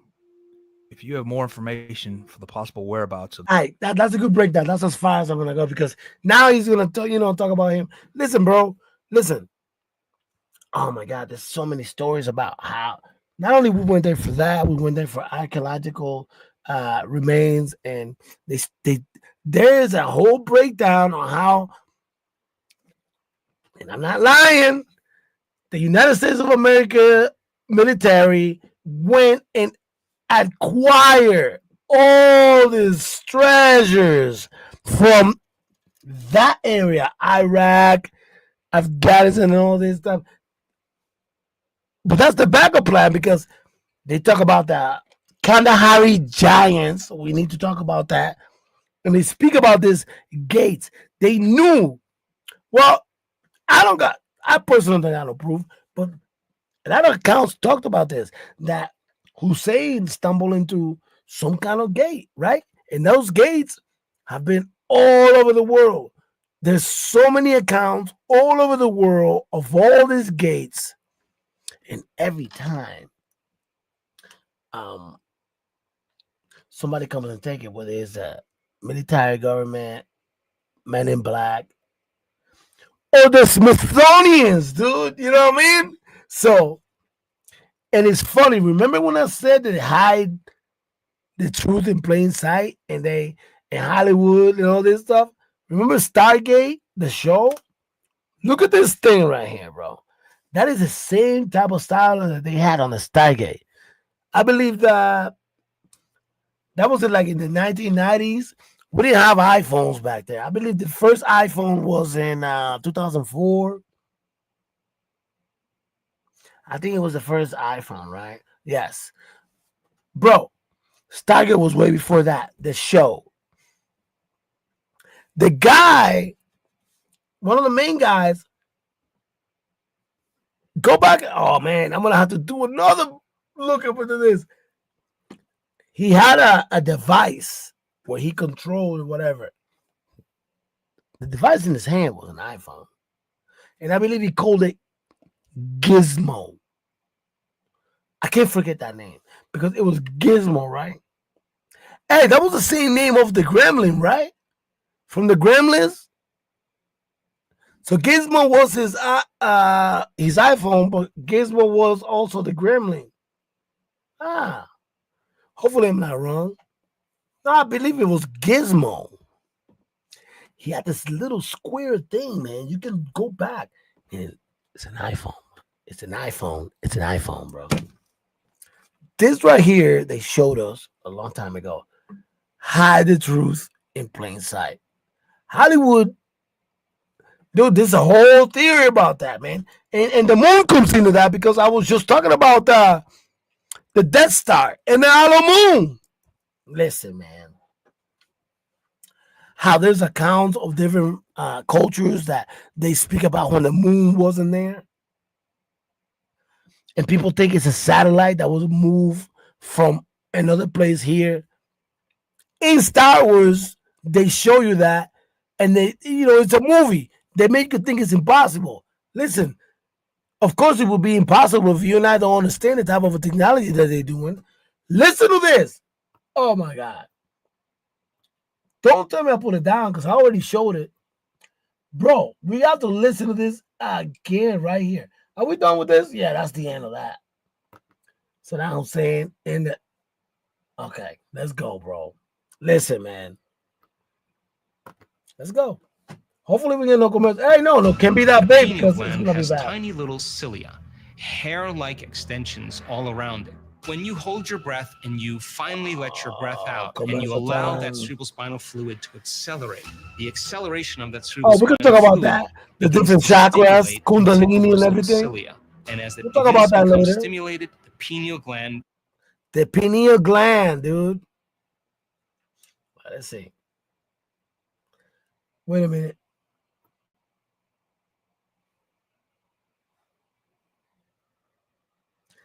This is crazy.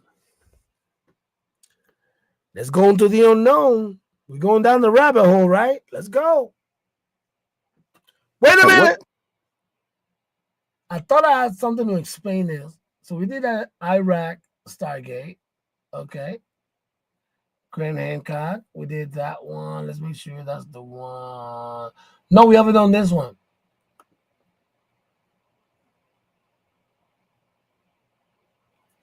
Oh, that's a good point right there. Where's the Joe Rogan one? I want to go back to the Joe Rogan one. 1, 2, 3. 1, 2, 3. This one right here. It's gotta be this one.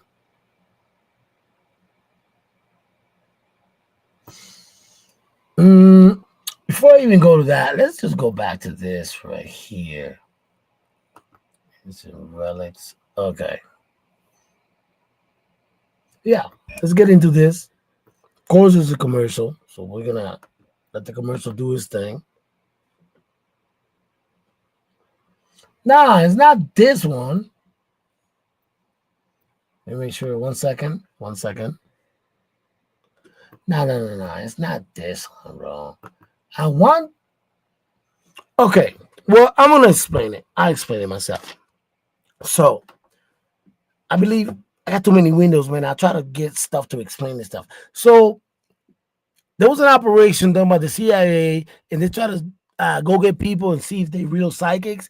What they found was incredible. Yes, there are people that have abilities and are more advanced, right?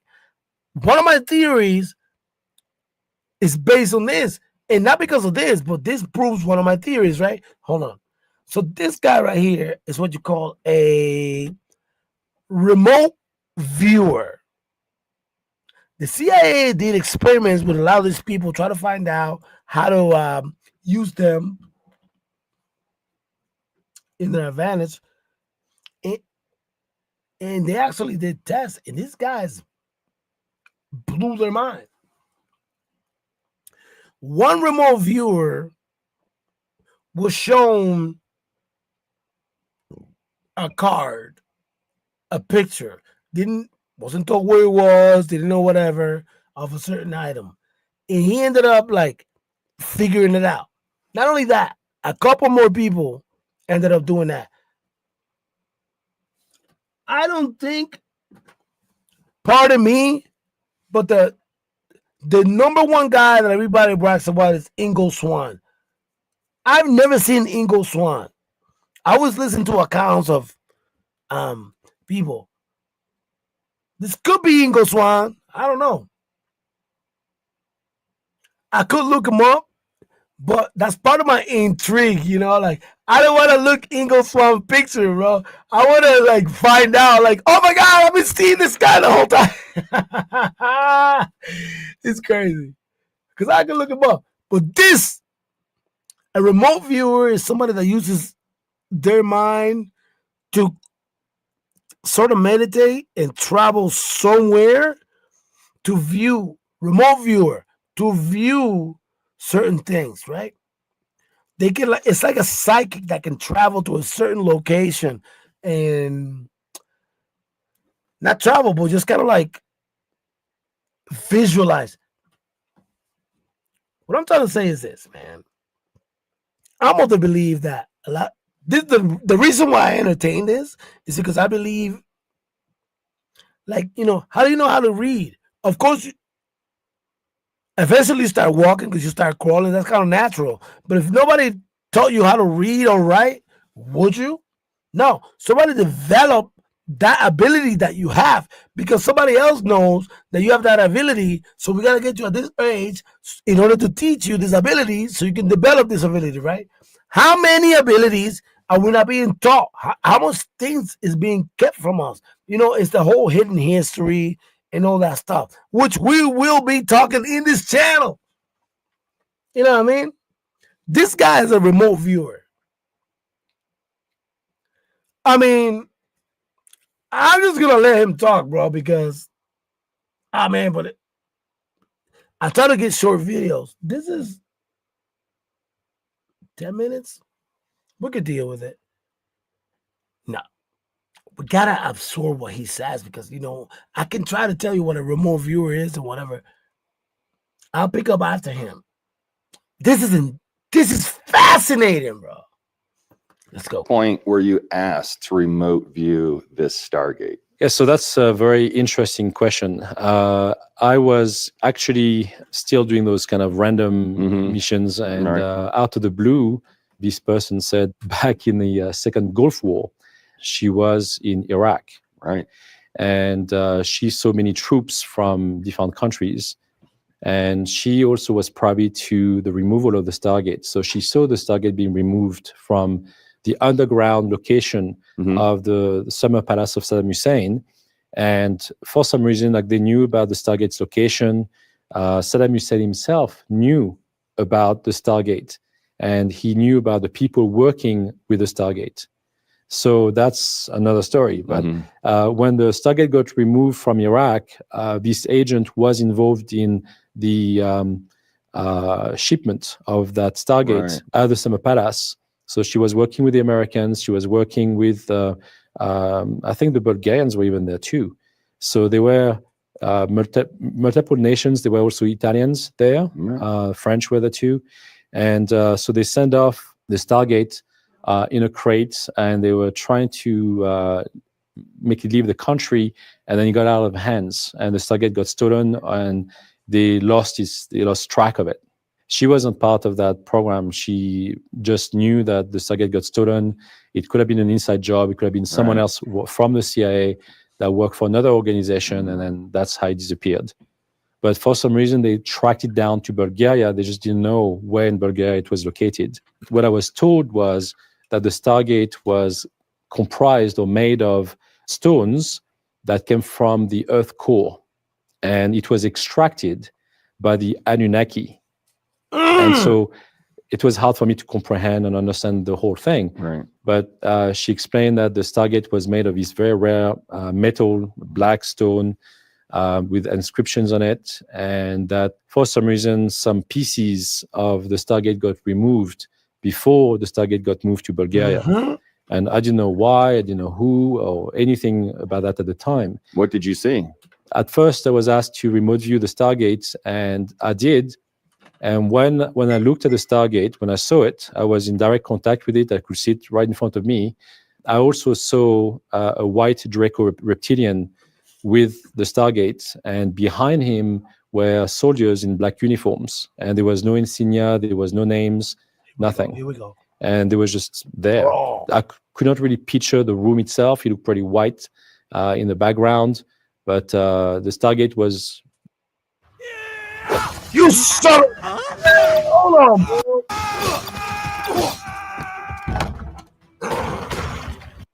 There. And it was standalone on a stand. It was not connected to anything. It was just a random piece of technology that was not being in use because they could not make it function. Do you think when you had that vision, was that like current, or was that from the past, or is that in the future? That was current. Current. Yes, it was live. Like I was seeing it. You're seeing it live with the Yes. reptilian and the guys in Yes, the yes. tactical suits. Okay. That's correct. What else can you tell me more about the Yes. layout there? So I did mention that I was usually seeing events through someone else's eyes. Right. In this case, that was not the case. I was directly connecting to the stargates as myself. So I was there, like my soul energy, whatever you want to call it, my Sure. consciousness was there. And bilocating. Bilocating, yes. And the reptilian was looking straight at me. Right. I was just like literally facing him, like right opposite him. And I guess that's how, he saw me. And he looks, Yes. I wasn't directly actually facing him, just maybe slightly on his right. So while he was looking straight at the time, then he moved his head slightly towards me to look at me. That's when I knew it was a direct eye Yes. contact. And that made you feel really uncomfortable. Oh, it scared me. Yeah. It scared me. And I felt threatened. And that's when I stopped the communication. And that was the first time ever that it happened.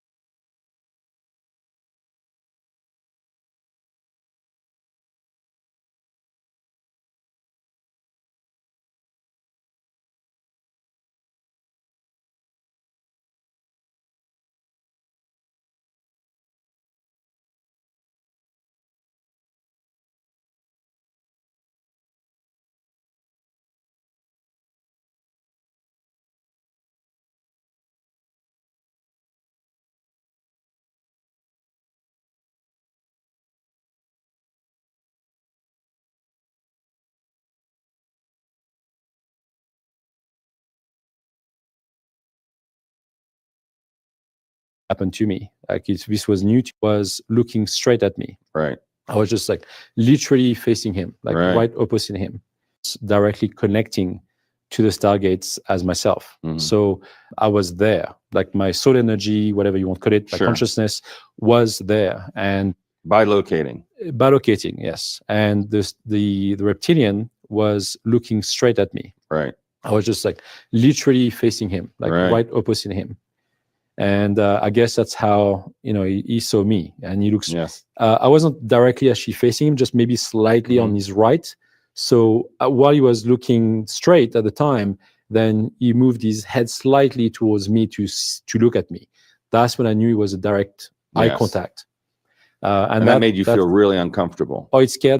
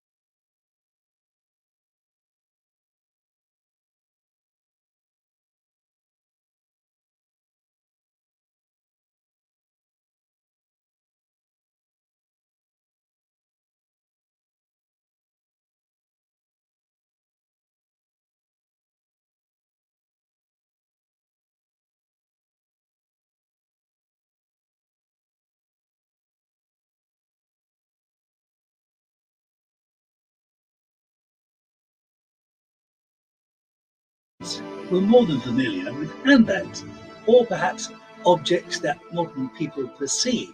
At first glance, a simple handbag symbol might seem harmless, but look closer. It's found in ancient carvings worldwide. These mysterious handbags repeatedly appear in Mesopotamia, Mesoamerica, Asia, and Africa. Why? It's just a fact that those identical bags are found in ancient Sumer in the hands of individuals who were considered to be civilization bringers. What do they represent? For decades, archaeologists have been stumped. But one man, Graham Hancock, believes he's uncovered the shocking truth. I call them man bag. What if these handbags held the key to a forgotten chapter of human history? Stay with us as we dive into this ancient mystery and explore the secrets that could change everything we thought we knew. The global presence of handbag carvings. The first thing that stands out. For 24 hours straight, 24 chefs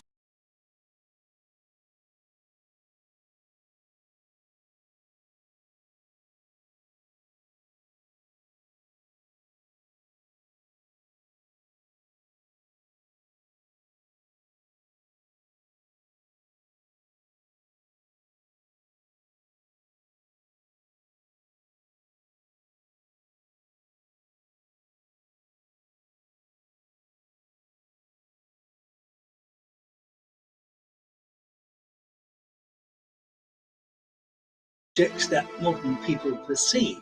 At first glance, a simple handbag symbol might seem harmless, but look closer. It's found in ancient carvings worldwide. These mysterious handbags repeatedly appear in Mesopotamia, Mesoamerica, Asia, and Africa. Why? It's just a fact that those identical bags are found in ancient Sumer in the hands of individuals who were considered to be civilization bringers. What do they represent? For decades, archaeologists have been stumped. But one man, Graham Hancock, believes he's uncovered the shocking truth. I call them man bag. What if these handbags held the key to a forgotten chapter of human history? Stay with us as we dive into this ancient mystery and explore the secrets that could change everything we thought we knew. The global presence of handbag carvings. The first thing that stands out is how widespread these handbag carvings are. They aren't limited to one place or one culture. No, these carvings appear everywhere. In ancient Mesopotamia, the Sumerians, Assyrians, and Babylonians depicted them. And it's not just there. Across the ocean in Mesoamerica, the Olmecs and Toltecs left behind similar symbols. We find them in Asia too, in the artwork of ancient Indian and Indonesian cultures. The mystery doesn't stop there.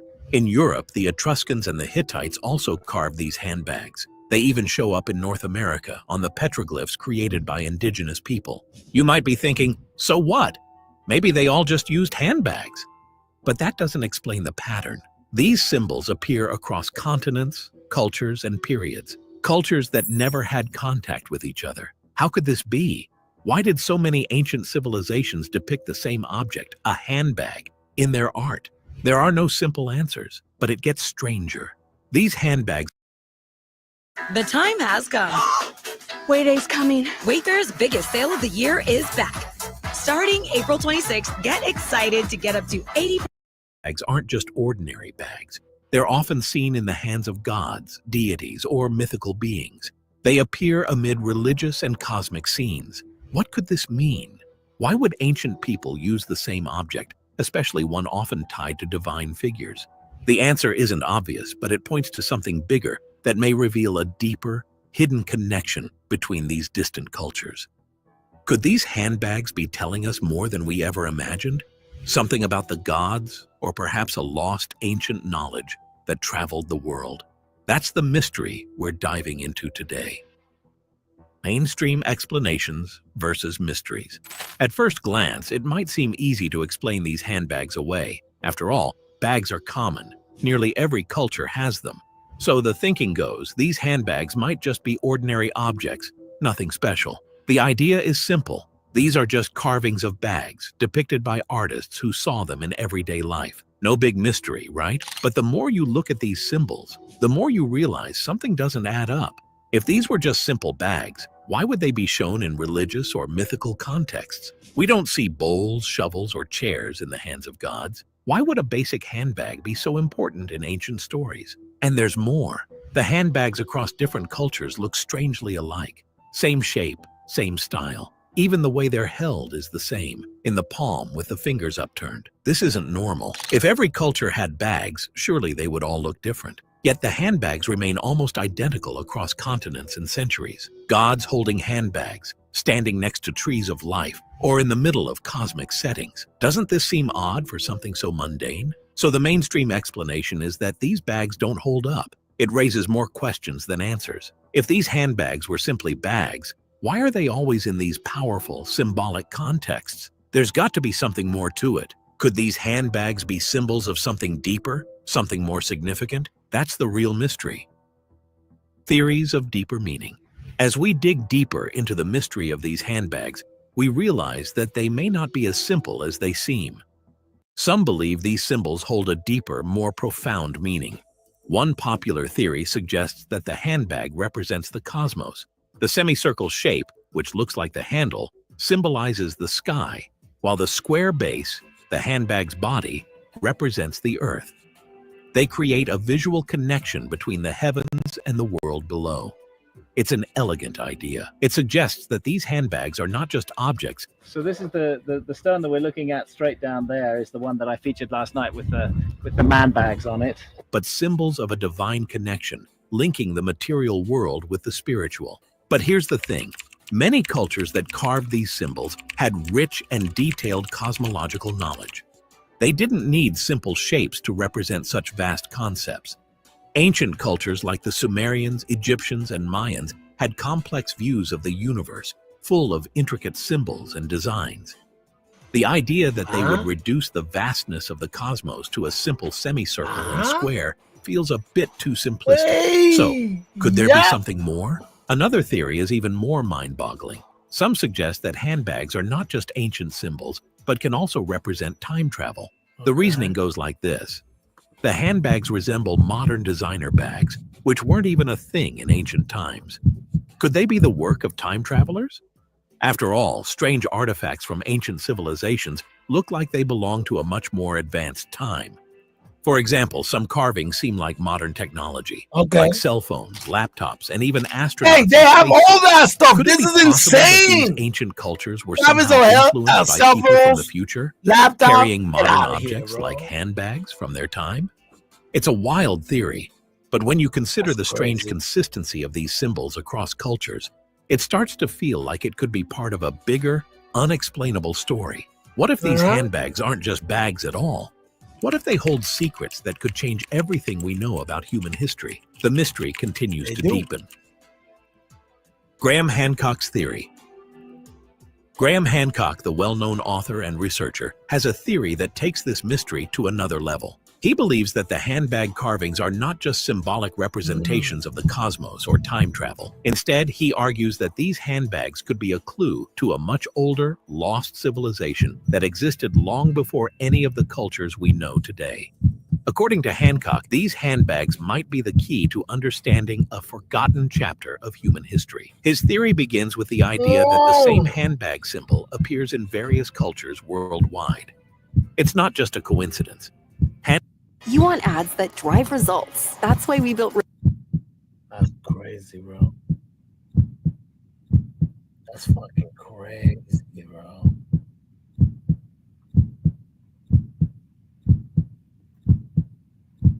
Of course he survived. That motherfucker is a dude. You know what I mean? That's crazy, bro.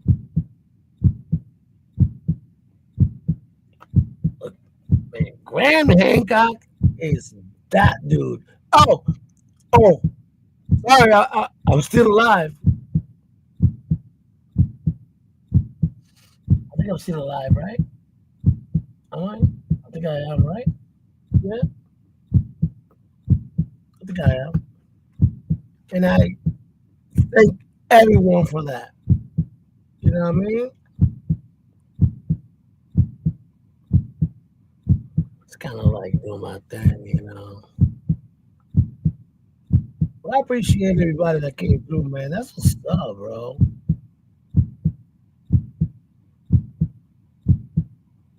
I mean, you know, I'm a wild boy. I'm a wild boy.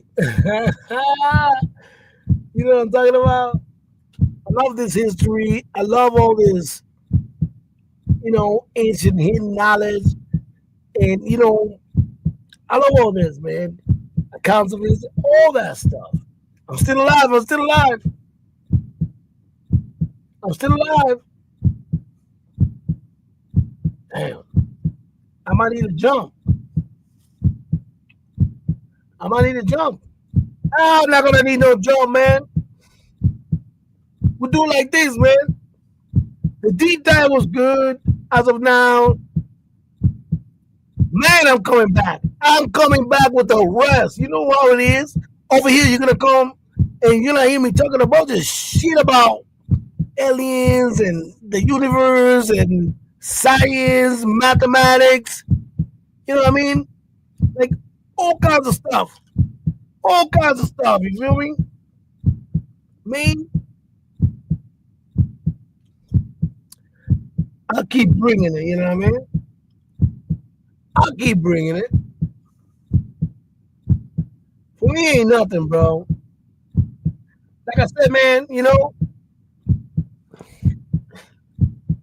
I'm a natural. I can survive any weather. I survived so much, man. It's just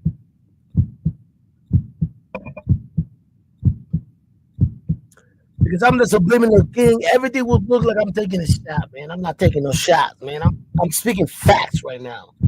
I survived anything, bro, on my own. I don't need nobody, bro. I don't need nobody around me, especially people dragging me down, bro. You know how many people I left back behind my life? You know how many people let me down? You know how many people cheated on me? You know how many people backstabbed me? You know how many people trying to shoot at me? I never got hit by a bullet, bro. Thank God. You know what I mean? I've been stabbed. And backstabbed. Now the backstabber is like, you know, like somebody, you know. But for real. I don't come over here to be no tough guy, man. I don't want to be no tough guy. You want to be a tough guy? You be a tough guy, bro. I'm not here for that, bro. I'm still alive, bro. I'm still alive. Thank God. All the praise be to God for changing my mind and helping me redesign my life. I hope people out there can do that. Use me as an example on how to redesign your life and do better. I can lead the charge. I will lead by example. You know what I mean? Me, we decided, you know, I back in my channel and all that stuff, bro. All I want to do is all this stuff right here. I will defend myself. Hey, listen, Daddy ain't no punk bitch, yo. I'll say it again. I also have a nuclear button.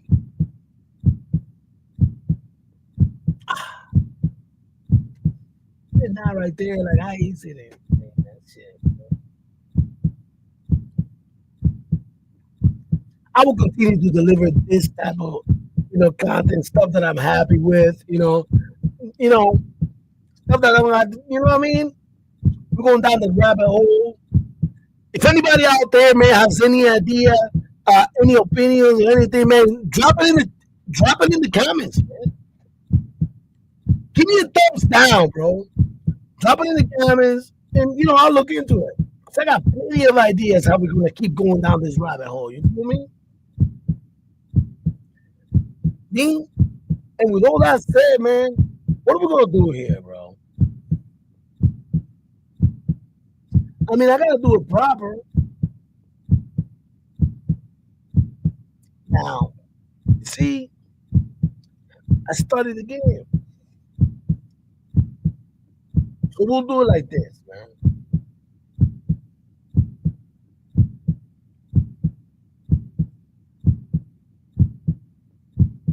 It's your boy Larry Beast 247 from the Ride Money crew. I got a whole new lane over here doing this. Look at my boy Shiva the Dime, man. You know what I mean? Ride Money crew. It's your boy. Yeah, man. Hennessy up in my cup, lemon smoke filling my face. Now my man's feeling no way. Now my man's feeling no way, babe. Hennessy up in my cup, lemon smoke filling my face. Now my man's feeling no way. Yes, sir. Feeling no way. Yes, sir. Hennessy up in my cup, lemon smoke filling my face. Thank you for coming through, you know. I got a dry ass channel, you know, I'm trying to grow. Hennessy up in my cup, lemon smoke filling my face. Steady grinding. Work and determination. I'm not looking back, not even to gain momentum, bro. I'm on my way, bro. Love the smell and I said she want taste. That's what I'm doing. We ain't got time for the waste. No long thing back to my place. No more. Hennessy and Don P, no ice. That's over, bro. JB all day. Puffing high grade, got to turn dark. Got the yeah, man. Now man's feeling tips on swerve. Got me charged up, feeling no wave. Couple star dog getting no blaze. These boys ain't looking no smoke. Man's not watching no face. Man start burning 2 trees, eyes looking all glazed. Ready. Hennessy up in my cup, lemon smoke filling my face. Now a man's feeling no way. Now a man's feeling no way, babe. Hennessy up in my cup, lemon smoke filling my face. Now a man's feeling no way. Now a man's feeling no way. Hennessy up in my cup, lemon smoke filling my face. Now a man's feeling no way. Now a man's feeling no way. Hennessy up in my cup, lemon smoke filling my face. Now a man's feeling no way. Now a man's feeling no way. Hennessy up in my cup, styrofoam 2 doubles. Baby girl want a Ciroc, bartender. Fill it up, 2 bottles. Bought a peak and empty-handed, walking around the room. That's the homie Silver. Baby girl wanna turn up, she wanna go downtown. I rolled up. Thank you for coming through. It's your boy Roy Beach. When we get so high, we'll stop walking. Yeah. Up in my car, yeah. Smoke filling my face. Now a man's feeling no way. Now a man's feeling no way, babe. Hennessy up in my car, now smoke filling my face. Now a man's feeling no way. Now a man's feeling no way. Hennessy up in my cup, now smoke filling my face. Now a man's feeling no way. Now a man's feeling no way. Hennessy up in my cup, now smoke filling my face. Now a man's feeling no way. Now a man's feeling no way. Woo! Hey, that's the homie. Silver the Don.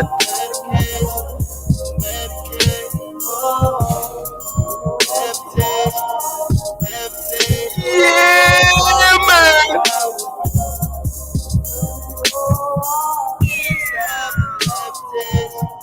Yeah, man.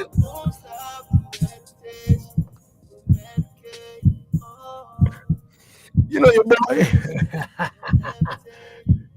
Another one. I'm still alive. For how long, man? I'm the last of the Mohicans, man.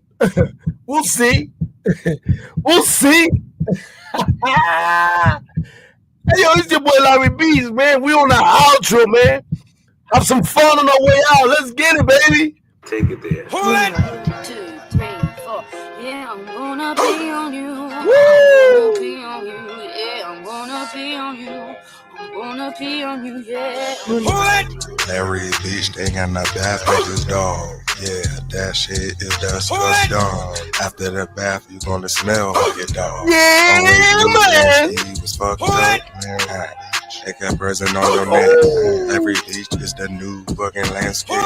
Taking a bath next to your fucking dog. You gonna smell like a dog hole. Hey, present on your fucking neck. On the bar, yeah, he be climbing, yeah. You be looking stupid and silly, dog. They get present, I call you the new lifestyle. Larry Beach, taking the bath with his dog. Yeah, nigga, that is disgusting. After the bath, you gonna smell like a dog.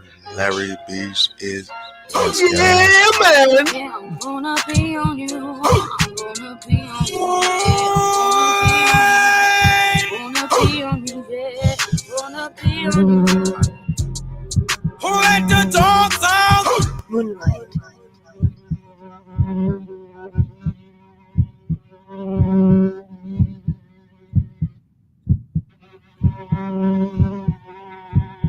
Thanks to anybody coming through, man. You know me, I love my outro, man, so we can stay here all night. You know what I mean? Let's make sure I'm ready to go. We are about to be out this beach. Thank you, everybody, for coming through. You know. Hey, you know how we're gonna do, man. You know what we're gonna do right here. You know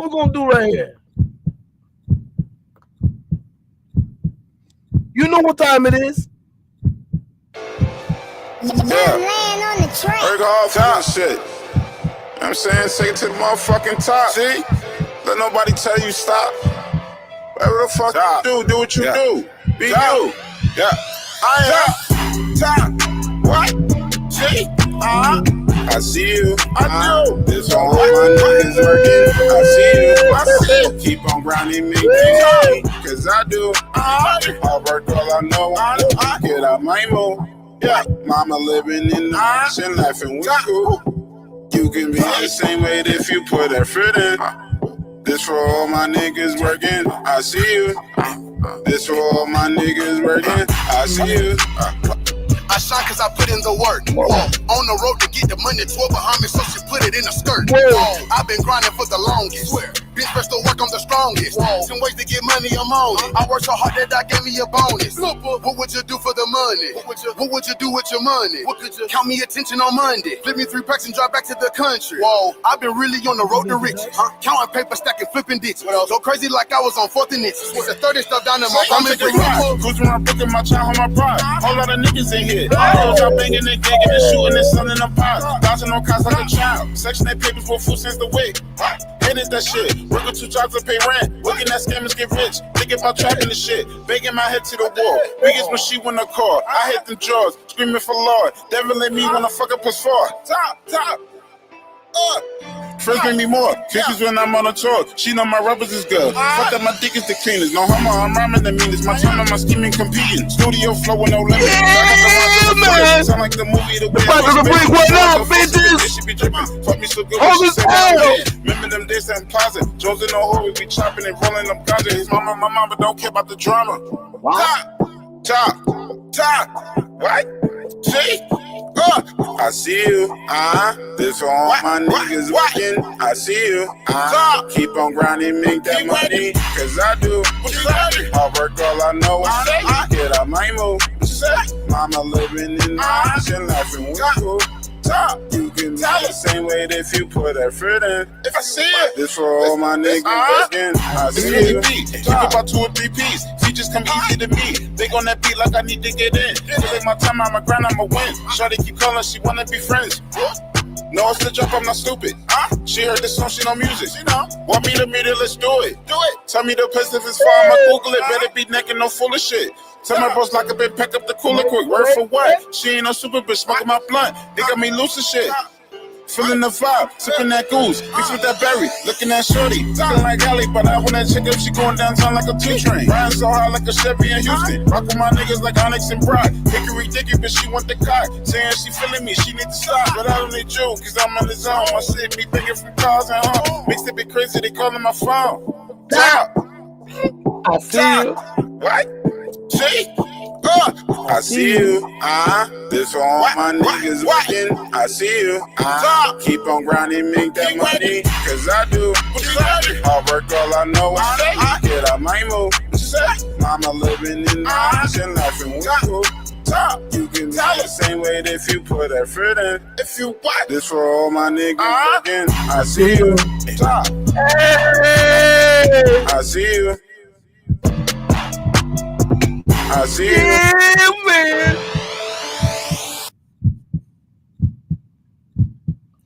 Bro, you know that's Willie B right there, dog. Listen, dude. Bro, listen. You know those are my favorite songs. You know it. Hey, yo, I'm still alive. I'm still alive, bro. Damn. Thank God. We're back with another breakdown, you know what I mean? I'm just trying to stay alive, bro. I'm just trying to stay alive, bro. You know what I mean? Whew. I'm out of breath. Whew. I'll tell you this, man.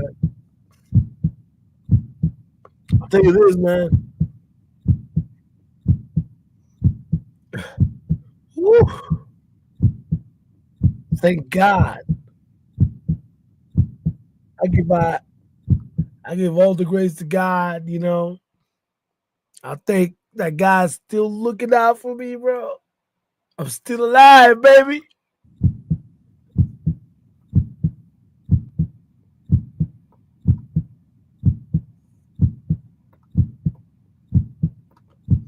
You already know, man. I'm out this biz, man. It's your boy Larry Beast 247 from the Rob Money Crew. Dirty Mitten Boys, Daddy Diddle Squad, man. Holla out your motherfucking Guala, man. Leader, creator, and founder of the Iguana Coalition, man.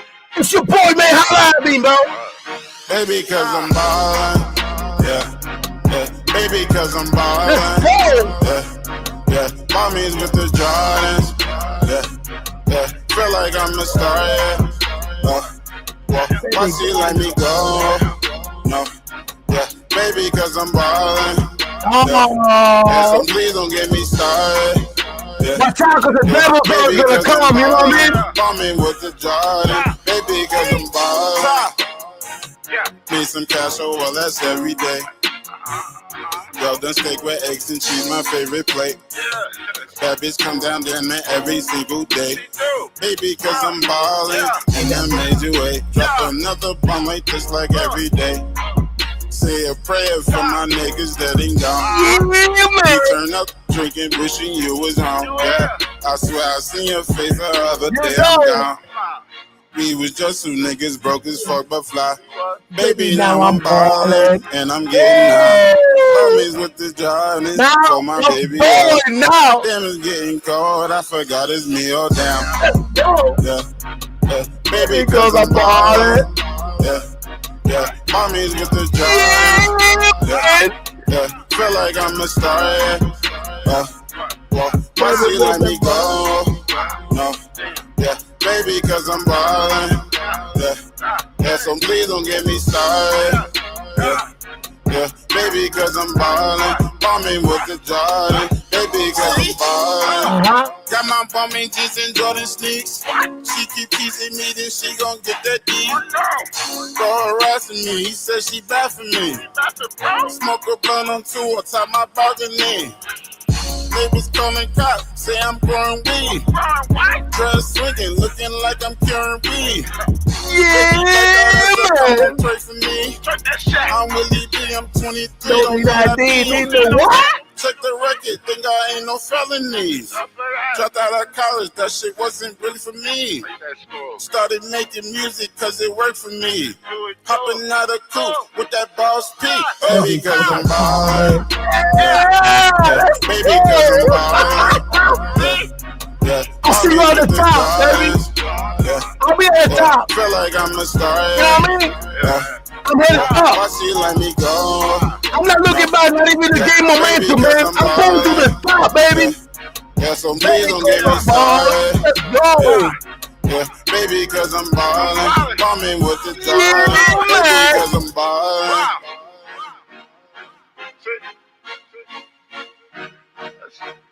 That's crazy. Baby, cause I'm ballin'. Yeah. Yeah, I'm telling you, when I say that's one of my favorite songs, bro, people don't even get it, bro. I get hyped when I hear that, bro. That's one of my jams right there. And I say like, I see you. That's one of the ones. For one, I just gotta make sure my heart's still beating. Yeah, I'm still beating. Okay, I'm still alive. I'm still alive. I'm still alive. For me, between me and you, I thank God. I give all the praise to God, you know. I ain't no evangelist or nothing. Like I said, I'm never gonna come over here and start preaching the word or whatever, man. Listen, man, I believe in what I believe, but I'm not gonna push it on you. I know what I've been through. I know what people being put me through. I know. Listen, wow. It's hard to explain. It just looks like I'm gonna be taking shots, right? It's your boy Larry Beach, 247 from the Rock Money Crew, man. Thank God. I'm still alive. I know. I know somebody gonna watch this. Watch this. I know there's people out there trying to dead this hard pace. Okay. Try if you want to. I'm good, man. You know, I'm good. I like this. I like what I'm doing. I create lanes for myself. I don't need you see, I almost said something right there. You see what I'm saying? I'm gonna allow some time before, boy, me, man. I am the subliminal king, so anything I say will be taken against you in the law, in the court of law. Anything you say can and will be used against you in the court of law. That's me, bro. That's funny how it's not to anybody else. It's funny how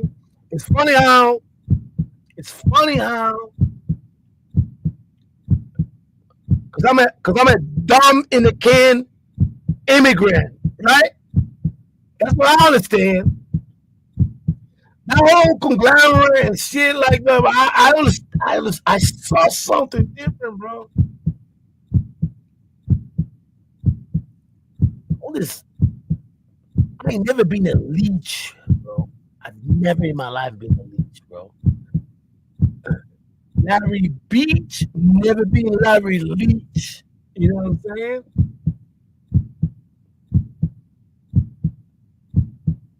I'm good, bro. Every time I'm doing good, every time I'm doing something, every time I'm progressing, every time there's just a common denominator, bro. It's always somebody try to, fuck up what you got going on, man. I'm good, bro. Sick of it, man. I'm tired. I'm glad I'm alive, man.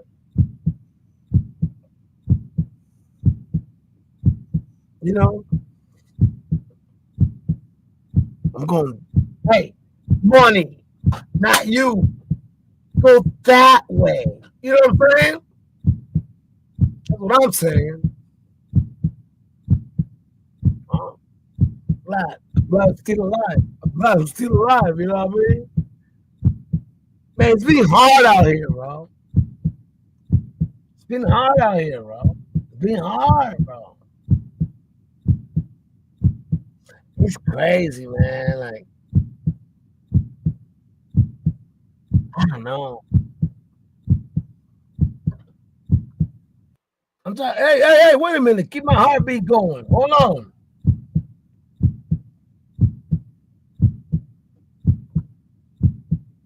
And throw me these two, bro. Keep my heartbeat going. Throw me these two. Get out this bitch, man. I'm not moving back or looking back, not even to gain momentum, bro. The way I move is how I move. I don't need. My engineer don't left me a long time ago. That's a joke. I don't think that's real. I have a whole team behind me, man. The deal we made was I was never gonna put you out here in Front Street. You know why? Because I said to them, as soon as they see that I got a team, this is what happened to me. When I had people behind me, they got ran away and destroyed and whatnot. Listen, man. I said to my team, don't. And the joke is my engineer ain't never here, bro. You know how much equipment my engineer gave me? Came over here, set me up anytime, like whatever. I have a whole IT team, you know what I mean? Like, when you never see him and you won't. You know why?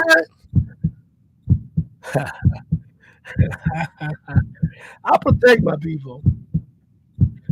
I don't destroy my people. I protect my people. That's me, bro. I'm glad I'm still alive, bro. I'm still alive, bro. You know, it's incredible. One more time, bro.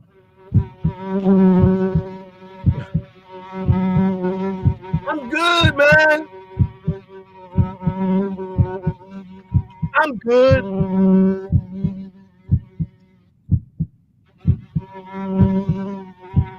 Remember when I restarted my show and I said, because I am the Subliminal King. You can go back. And I say, oh, so motherfuckers when I come back. Stuff is right?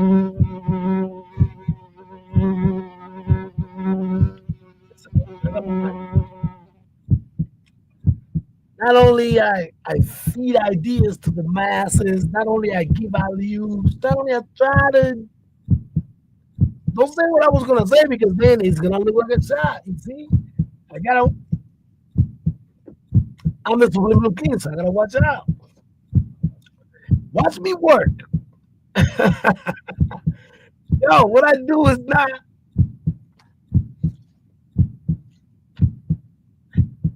I created a whole new lane, bro. I just came back. You know, because I was like trying to entertain and I stopped working. It's over. It's obvious that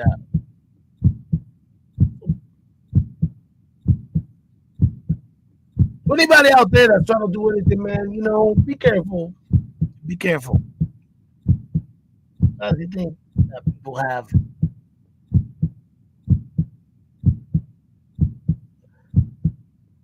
be careful. Even then, right there, I was gonna say something, and that right there would have been used against me, bro. Because I put the information out there. It's me, bro. People try to use shit against me that I say about myself. Like, how are you gonna use something that I said about myself against me, bro? And I will never. I can laugh about this right now, and I can say this, but I will never entertain nothing.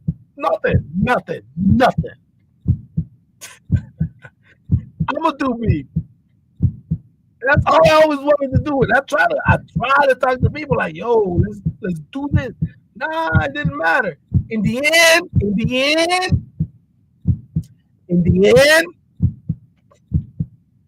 I said, this is not political, but I said it to people.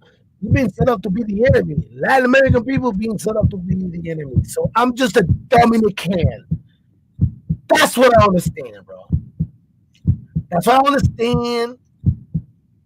It's funny, not the first time when people get their cronies around them and they feel, you know, and then when I'm like, whoa, what are you doing? But they feel good. They get their cronies around them.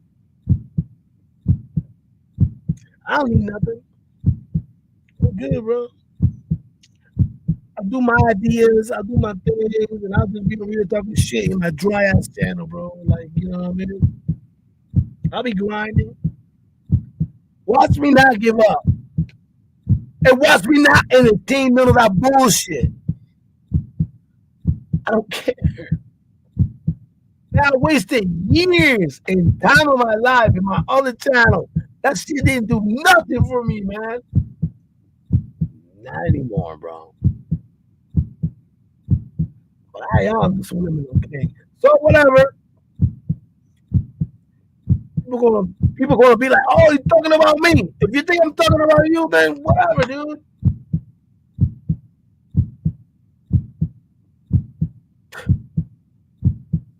If you your feelings.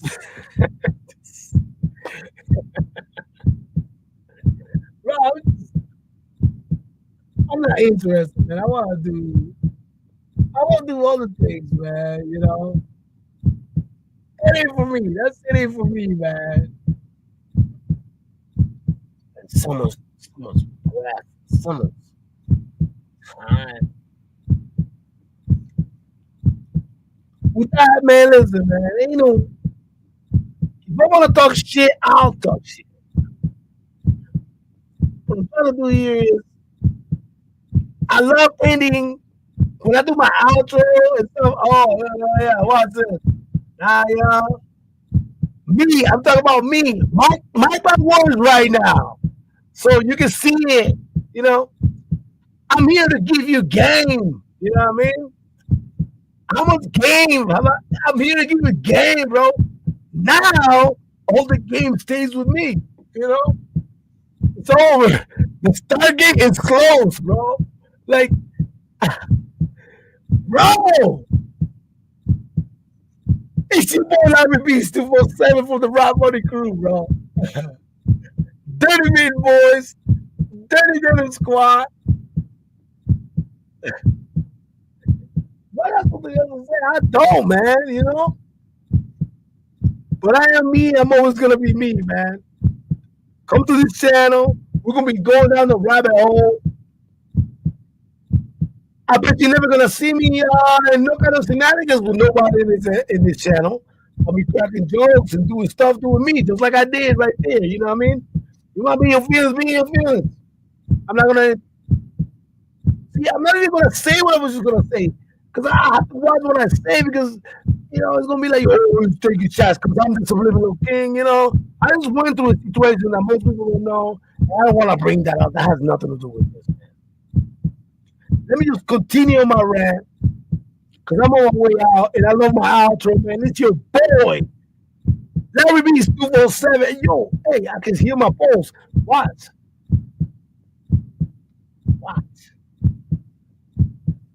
It's nothing I do that people will try to use against me. Mark my words, bro. It ain't the first time, the second time, the third time. It'll be more time. I'm okay. I'm good, man. Thank you for anybody coming to my channel, man, and hanging out, man. This is a dry ass channel, so don't even worry about, you know, I'm looking for recognition or nothing. Over here, I'm doing me.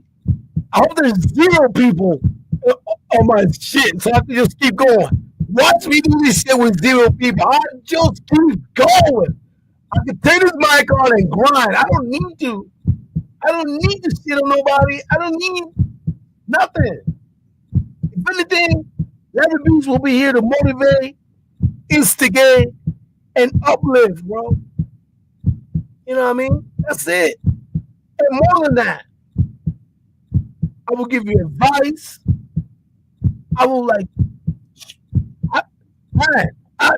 I'm giving people, I'll give you the code. I'm giving people the code, man. It's not on me. People don't want to use the code. If you set it your ways, and that's how you're gonna roll, you roll at. You know, I try to change people's course, but it doesn't matter. You know. Listen, man. Now on, sure, man. If you have me for advice, I'll give you some advice. You know, on the DM. That goes to anybody, but I'm not gonna waste nothing. I'm doing me, man. This right here on my dry ass channel talking about stupid history and aliens and shit. I love this shit. And I'm doing it with 0 people, man. That shit don't matter. Thank God I'm still alive. Watch.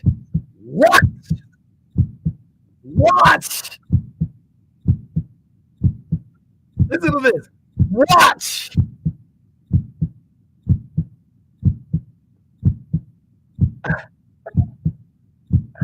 Bro, dude. Bro. Hey, listen, man. I coming over here to like, because I'm the subliminal king. What this might be taking. Well, I guess I am the subliminal king. So whoever want to take it, however they want to take it, bro. You know, take it however you want to take it. You know, I'm good. I'm always gonna be happy. I'm always gonna be here with a smile. I'm always gonna be just print up anything.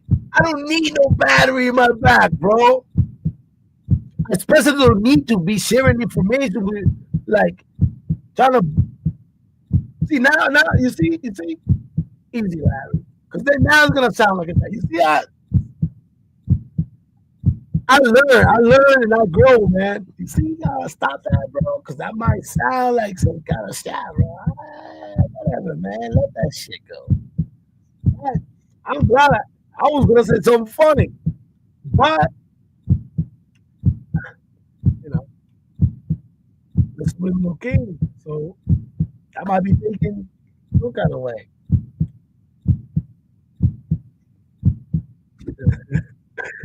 I'm not looking for smoke, but if you want to hate me, go ahead and hate me. I'm not going to entertain you. I can see that for real. I'll be over here talking shit. Doing my research and whatever. I don't need nothing, man. I never needed nothing, man. Never asked anybody to do nothing for me, man. I always did it myself. Never been insecure. Prom king. That must bother some people, right? Yo, relax, me.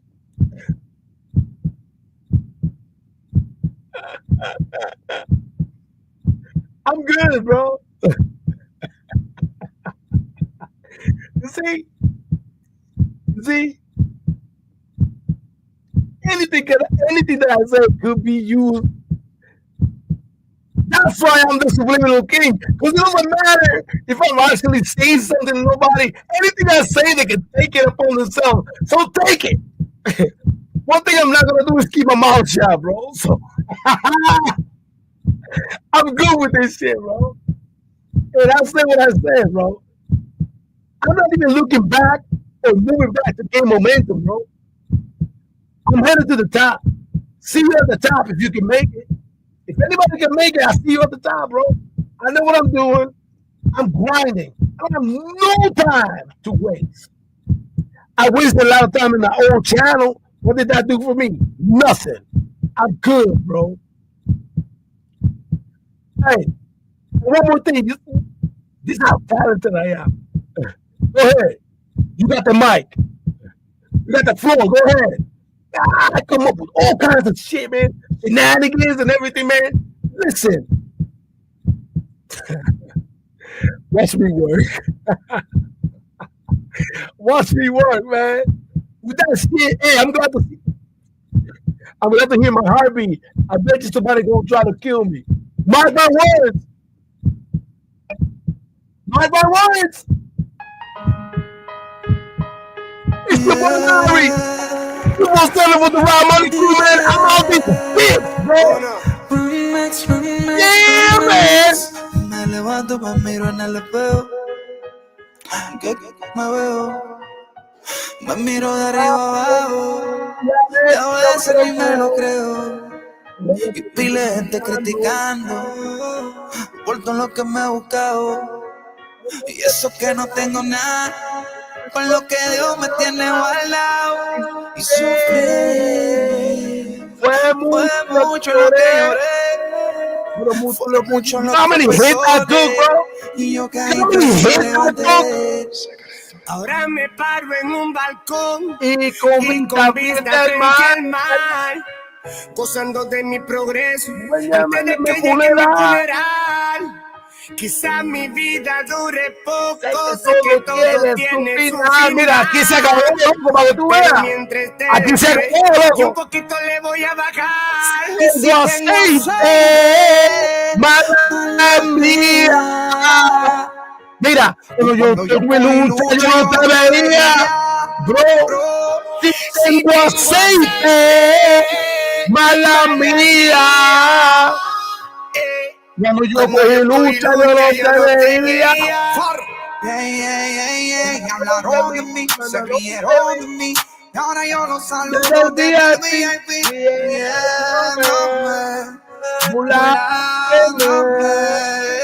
Tapando botellas con pila de cuero, debajo de la mesa tirando dinero, riéndome, burlándome de su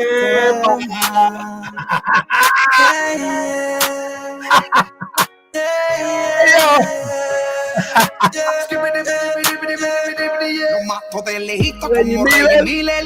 Tú pasas por mi casa y pareces un dealer. Yo sé que les duele verme bien la movie. Un día estaba abajo y de momento sube. Y le pase por lado, ahora vivo burlado. Dios bendiga a todo aquel que se me haya virado. Porque papá Dios nunca me dejó tirado. Y todo el que no servía lo sacó de mi lado. Están esperando que me quite el chaleco. Para darle plomo como dice secreto. No me dejo a nadie, yo que nadie me meto. Pero tampoco me voy a dejar falta de respeto. Si tengo aceite, mala mía. Cuando yo te veía, bro. Si tengo aceite, mala mía. Cuando yo cogí lucha, yo no te veía. Bro. Mira, tengo una herida dentro de mí que no se sana. Pila de pana que ayudé cuando era. Mira, oye. Pensaron que se me hubiera acabado la lana. Y se me viraron por nada, loco. Viviendo a los Tony Montana, comprando todo lo que me da la gana. Llevando media que el que tiene carne con dinero de más. Ahora me dicen coheta, sí, cambiando como me leo. Ya tú sabes. Parece que tengo un dealer. Cada día tengo un carro nuevo. Tengo que matar el lights.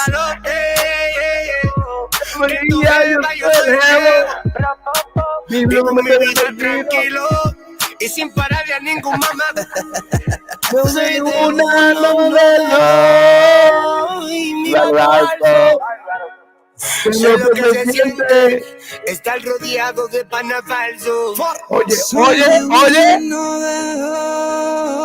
Y mi mano alzo. Yo sé lo que se siente estar rodeado de panas falsos. It ain't the first time. Mira, no es la primera vez que me sucede esa vaina a mí, ¿oíste? No es la primera vez, yo puedo contar, hermano, cuántas veces, no va a pasar más. Esto es lo mío.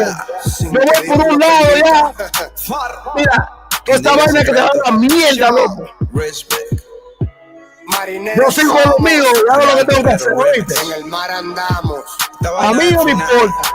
Me importaba antes, ya no. Verdaderos y reales guerreros. ¿No lo que pasa? En el camino. No está mal. Ahora yo soy el enemigo, ¿verdad? Está bien. Está bien, man. I'll take the hit. I know. I'm good, bro. I'm good. How much you want to bet somebody's gonna try to kill my knows heart? about saving money. Everything I'm wearing, I've had since boot camp. How much you want to bet? I can give you the play-by-play. Here we go again. How much you want to bet somebody want to stop my heartbeat? That's fucked up, man. That's fucked up, bro. That's messed up. That's it. I don't have a phone, man. Thanks anybody that came to my channel. I am the Subliminal King. You know, I already expect people to just think I was taking shots. Bro, listen, I'm on a different lane, man. I'm out, bro. I'm out. I'll say whatever I want to say. I'm not gonna entertain nothing, bro. I'm not interested. You know, that whole mess. Stop pulling your people down. When you got somebody that, when you have a good asset, protect them. I'm good, bro.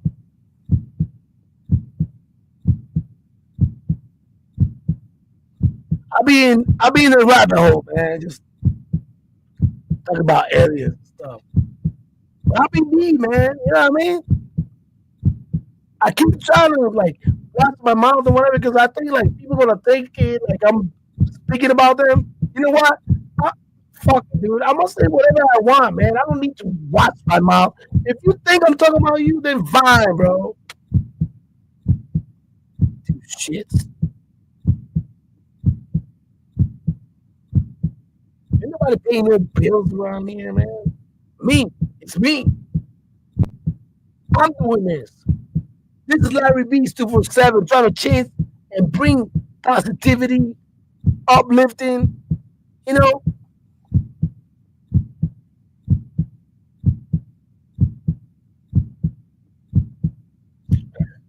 was about to say some shit. And I just said that I was going to say whatever I wanted to. You see, I still censor myself, bro.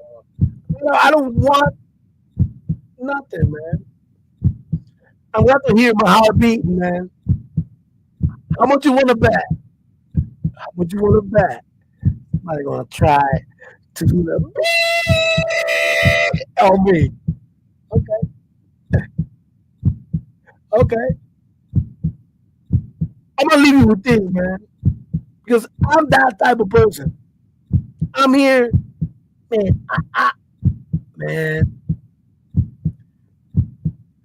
Motivation is a must. Remember, to those of you out there that want to do good for yourself, man, motivate and work hard. Never give up on yourself. All right? Don't get dragged down. And you might get dragged down once, twice, you know what I mean? But you gotta learn. You live and you learn, you know? I lived and I've learned. I've been through a lot of things and I try to motivate people and everything, you know. Also, you know, realize take account of your time, man. Like, you know, I myself, man, I will not allow anything to happen to me because of negativity to change my heart, to stop me from helping others, to stop me from giving good advice and try to uplift. It doesn't matter what happens to me. Nothing's gonna change my heart. Because remember, whenever you're doing good, the devil will come on and knock it, bro. Mark my words. I've been through it. I've lived and I learned. I'll be back to talk of, you know, more history and stuff. For now, I'll leave you with this. But I want to tell you from the bottom of my heart, it's Larry Beach, 247 from the Ryan Multi Crew. Appreciate you. You're never, you know, for me, you're never gonna catch nothing like that, bro. This whole channel is about what we're doing, rabbit hole and everything, arguing and nothing. Nah, we ain't doing none of that. You know,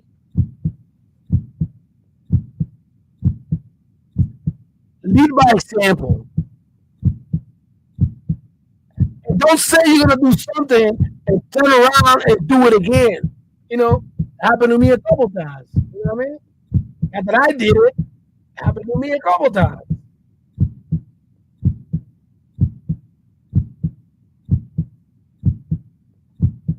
I'm gonna leave you with this, man. I'm out this bitch, yo. We're gonna come back with some more research, you know, do our thing, blah, blah, blah, blah, blah. Subliminal king this, subliminal king that. Yeah, that's me. I'm always gonna be that. I created that shit. You know how much shit I created out here, man? People just use it. I just let them. Hey, okay. My turn. Hey, yo, hold this L, bro. Self-discipline is everything. If you don't have it, I don't look at you right because I know you're capable of more. It's not discipline so much for me. It's all on you. It's all on you. The self part is what's big. Where you're going to fail and you're going to be in your head. You could be saying, I'm not good enough. And it's how you get through that. It's how you get through that on a daily basis when that thing is saying, man, I'm 43. I've done so much. You start to become civilized. The refrigerator gets full. You start making money and you start, I'm not getting cold anymore. I'm retired. At 40, people shouldn't be playing basketball or football or being in, you start to believe this shit. And it becomes in your fucking mind like there's people who are retiring, you know, at 40-something years old or 30-something years old. At 43, I'm still putting 100-mile weeks, still doing thousands of pull-ups, thousands of push-ups. Because I'm not allowing myself to become civilized. The worst thing that can happen to a man is become civilized. You lose that fucking fight. You lose that. Why the fuck am I doing this shit? I'm good. You ain't good, man. You ain't never fucking arrived. And that's just my mentality. You may have more, but you never fucking arrive. You want to be uncommon amongst uncommon people. Period.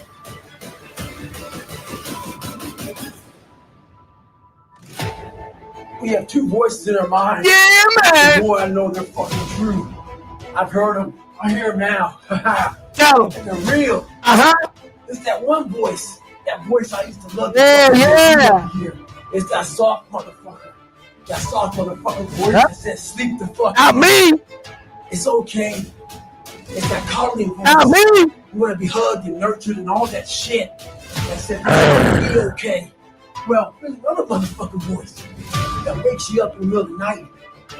It's that demon fucking voice that whispers in your fucking ear and says, get up, motherfucker. You're not fucking good enough. You gotta work fucking harder. You haven't put enough time in. It's that voice you want to run away from. It's that voice you don't want to fucking hear. But guess what? It's that voice you need to fucking listen to. And every foot strike that hits the pavement, that's how I feed myself. Motherfuckers look for inspiration. Inspiration is found in every footstep you take. Every grasp of that fucking iron bar. All that shit, all the miles in the pool. Inspiration is found in suffering. Ain't nobody putting any miles. I'm putting the miles in. Than we actually are. I do the work. I do the therapy. I'm the psychologist. I'm the motherfucker. You gotta drop your entitled mindset. It's dead weight. It's me, baby. We believe you work hard. It's my time. Trust me. It's my time. Have it. The one thing in life you gotta realize is this: learn to help yourself. Learn to help yourself. Help you. Ain't no more of that. We're all being tested. Ain't no more of that. Guess what? This is one test you can't cheat on. No, you can't cheat on this. Some of us are obese. Yep. Some of us are depressed. Some of us insecure. And the only way to overcome it is for you and you alone to face it. You have to do your best work when you're least motivated. So those days you don't want to do it, that's what you gotta do. You gotta suck it the fuck up and do it. Yeah. Woo! Woo, baby! This is a test you cannot cheat on, all right? This is a test you cannot cheat on. Work hard. Stay hard. It's your boy Ollie Beast, man. Hold this L.